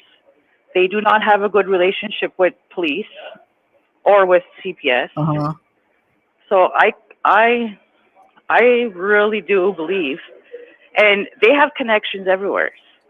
Like they're related. If they're Mi'kmaq, they have relations in Prince Edward Island. They have relations in New Brunswick, Nova Scotia, Quebec. Okay. Like everyone is related to everyone. I got you. I follow you. That's so. just Are you thought. working in a native casino? Yeah, I own it. My husband own it. He's a elected member in our community, and I know because when there's something that happens here, like warrant, someone's wanted, they have to get permission from a council member or a chief in order to go into that home. Okay, if I ever come to your casino, let me win. I know the house always wins. Yeah, I'll hit the switch for you. Okay, that's what I think. Anyway, I'm like, okay, keep your eyes on But yeah, me. no, that's just why I keep hearing like the cops can just go in and they can't. They need permission. We have different rules than the rest of Canada and American. We have different treaties. We have friendship treaties. Yeah. Where the rest of the Canada have land treaties. Okay. So we have Atlantic Canada has different rules when it comes to the reserve. Awesome. So okay. Yeah, so I keep hearing all these comments and I'm like, that's not true. The cops can't just come in. RCMP cannot just come on the reservation. They would need permission. They would need to know for sure 100% which home these children are being hidden. Okay, let me ask this one question. This is off topic. How much is the biggest loss your casino has taken in one night? Well, again, we're in a little tiny, and like we're a very small community. But in one night, I've paid about $55,000. $55,000 in one night. Okay, Yeah, now Canadian. how much have y'all made in one night? Oh goodness. I make average of about 30,000. Okay, all right, okay. I was just curious. For a little tiny community, we only have like we're in a very small town also, so we have 2,000 community members, including children. I got you. And we don't have no surrounding cities. Like we travel a lot. We've been to Vegas, everywhere, Florida. Florida's our second home. Okay. But, all right. Cool. All right. But no, Just we curiosity. do a lot. But yeah, just listening to it, I could see where they come from. Like when that little girl went missing from here, we were front line and center. We searched ditches, woods. It ended up being one of our own community members that had murdered her. But like I'm saying, it's just strange that they're not looking for her. Yeah. Like for the kids. You're the absolutely community right. itself. That is true. If they're native kids and the natives ain't looking for them, there must be a reason. No. They didn't even go like to the searches or to the vigil or, you know, even the chief herself. And usually they'd be outspoken all over the news. Nothing. Okay. Well, look, I appreciate you calling in. You be good, stay safe, and good luck with the casino. All right. Thank you. You too. All right. Peace. Bye-bye. All right. So she may be on to something. I don't know. It is kind of strange that nobody's looking for the kids like they know where the kids are at. And, you know, Native Americans in these casinos, good Lord, right? So listen, in Virginia, where I'm at, casinos were outlawed. Because they believe that casinos bring crime. Where there's casinos, there's drug use, there's prostitution, racketeering, just a lot of crime. And I'm not really pro casino here, right? Because I like to live in a safe community and I don't want to see a bunch of crazy shit. So I'm not so much pro casino. But the natives apparently have certain rights that we don't have because this land belongs to them. And in Virginia, the natives have opened up casinos. They're opening up a couple of them. They made a deal with the natives, right? I don't know how much the natives paid, but apparently, like she said, all natives ain't broke. They own these big, huge casinos, and they opened up 2 River Casino here in Portsmouth, which is in the hood. I don't know why they did that. That shit is like get shot leaving there, right? And now in downtown Norfolk on Waterside, they're building a casino as we speak.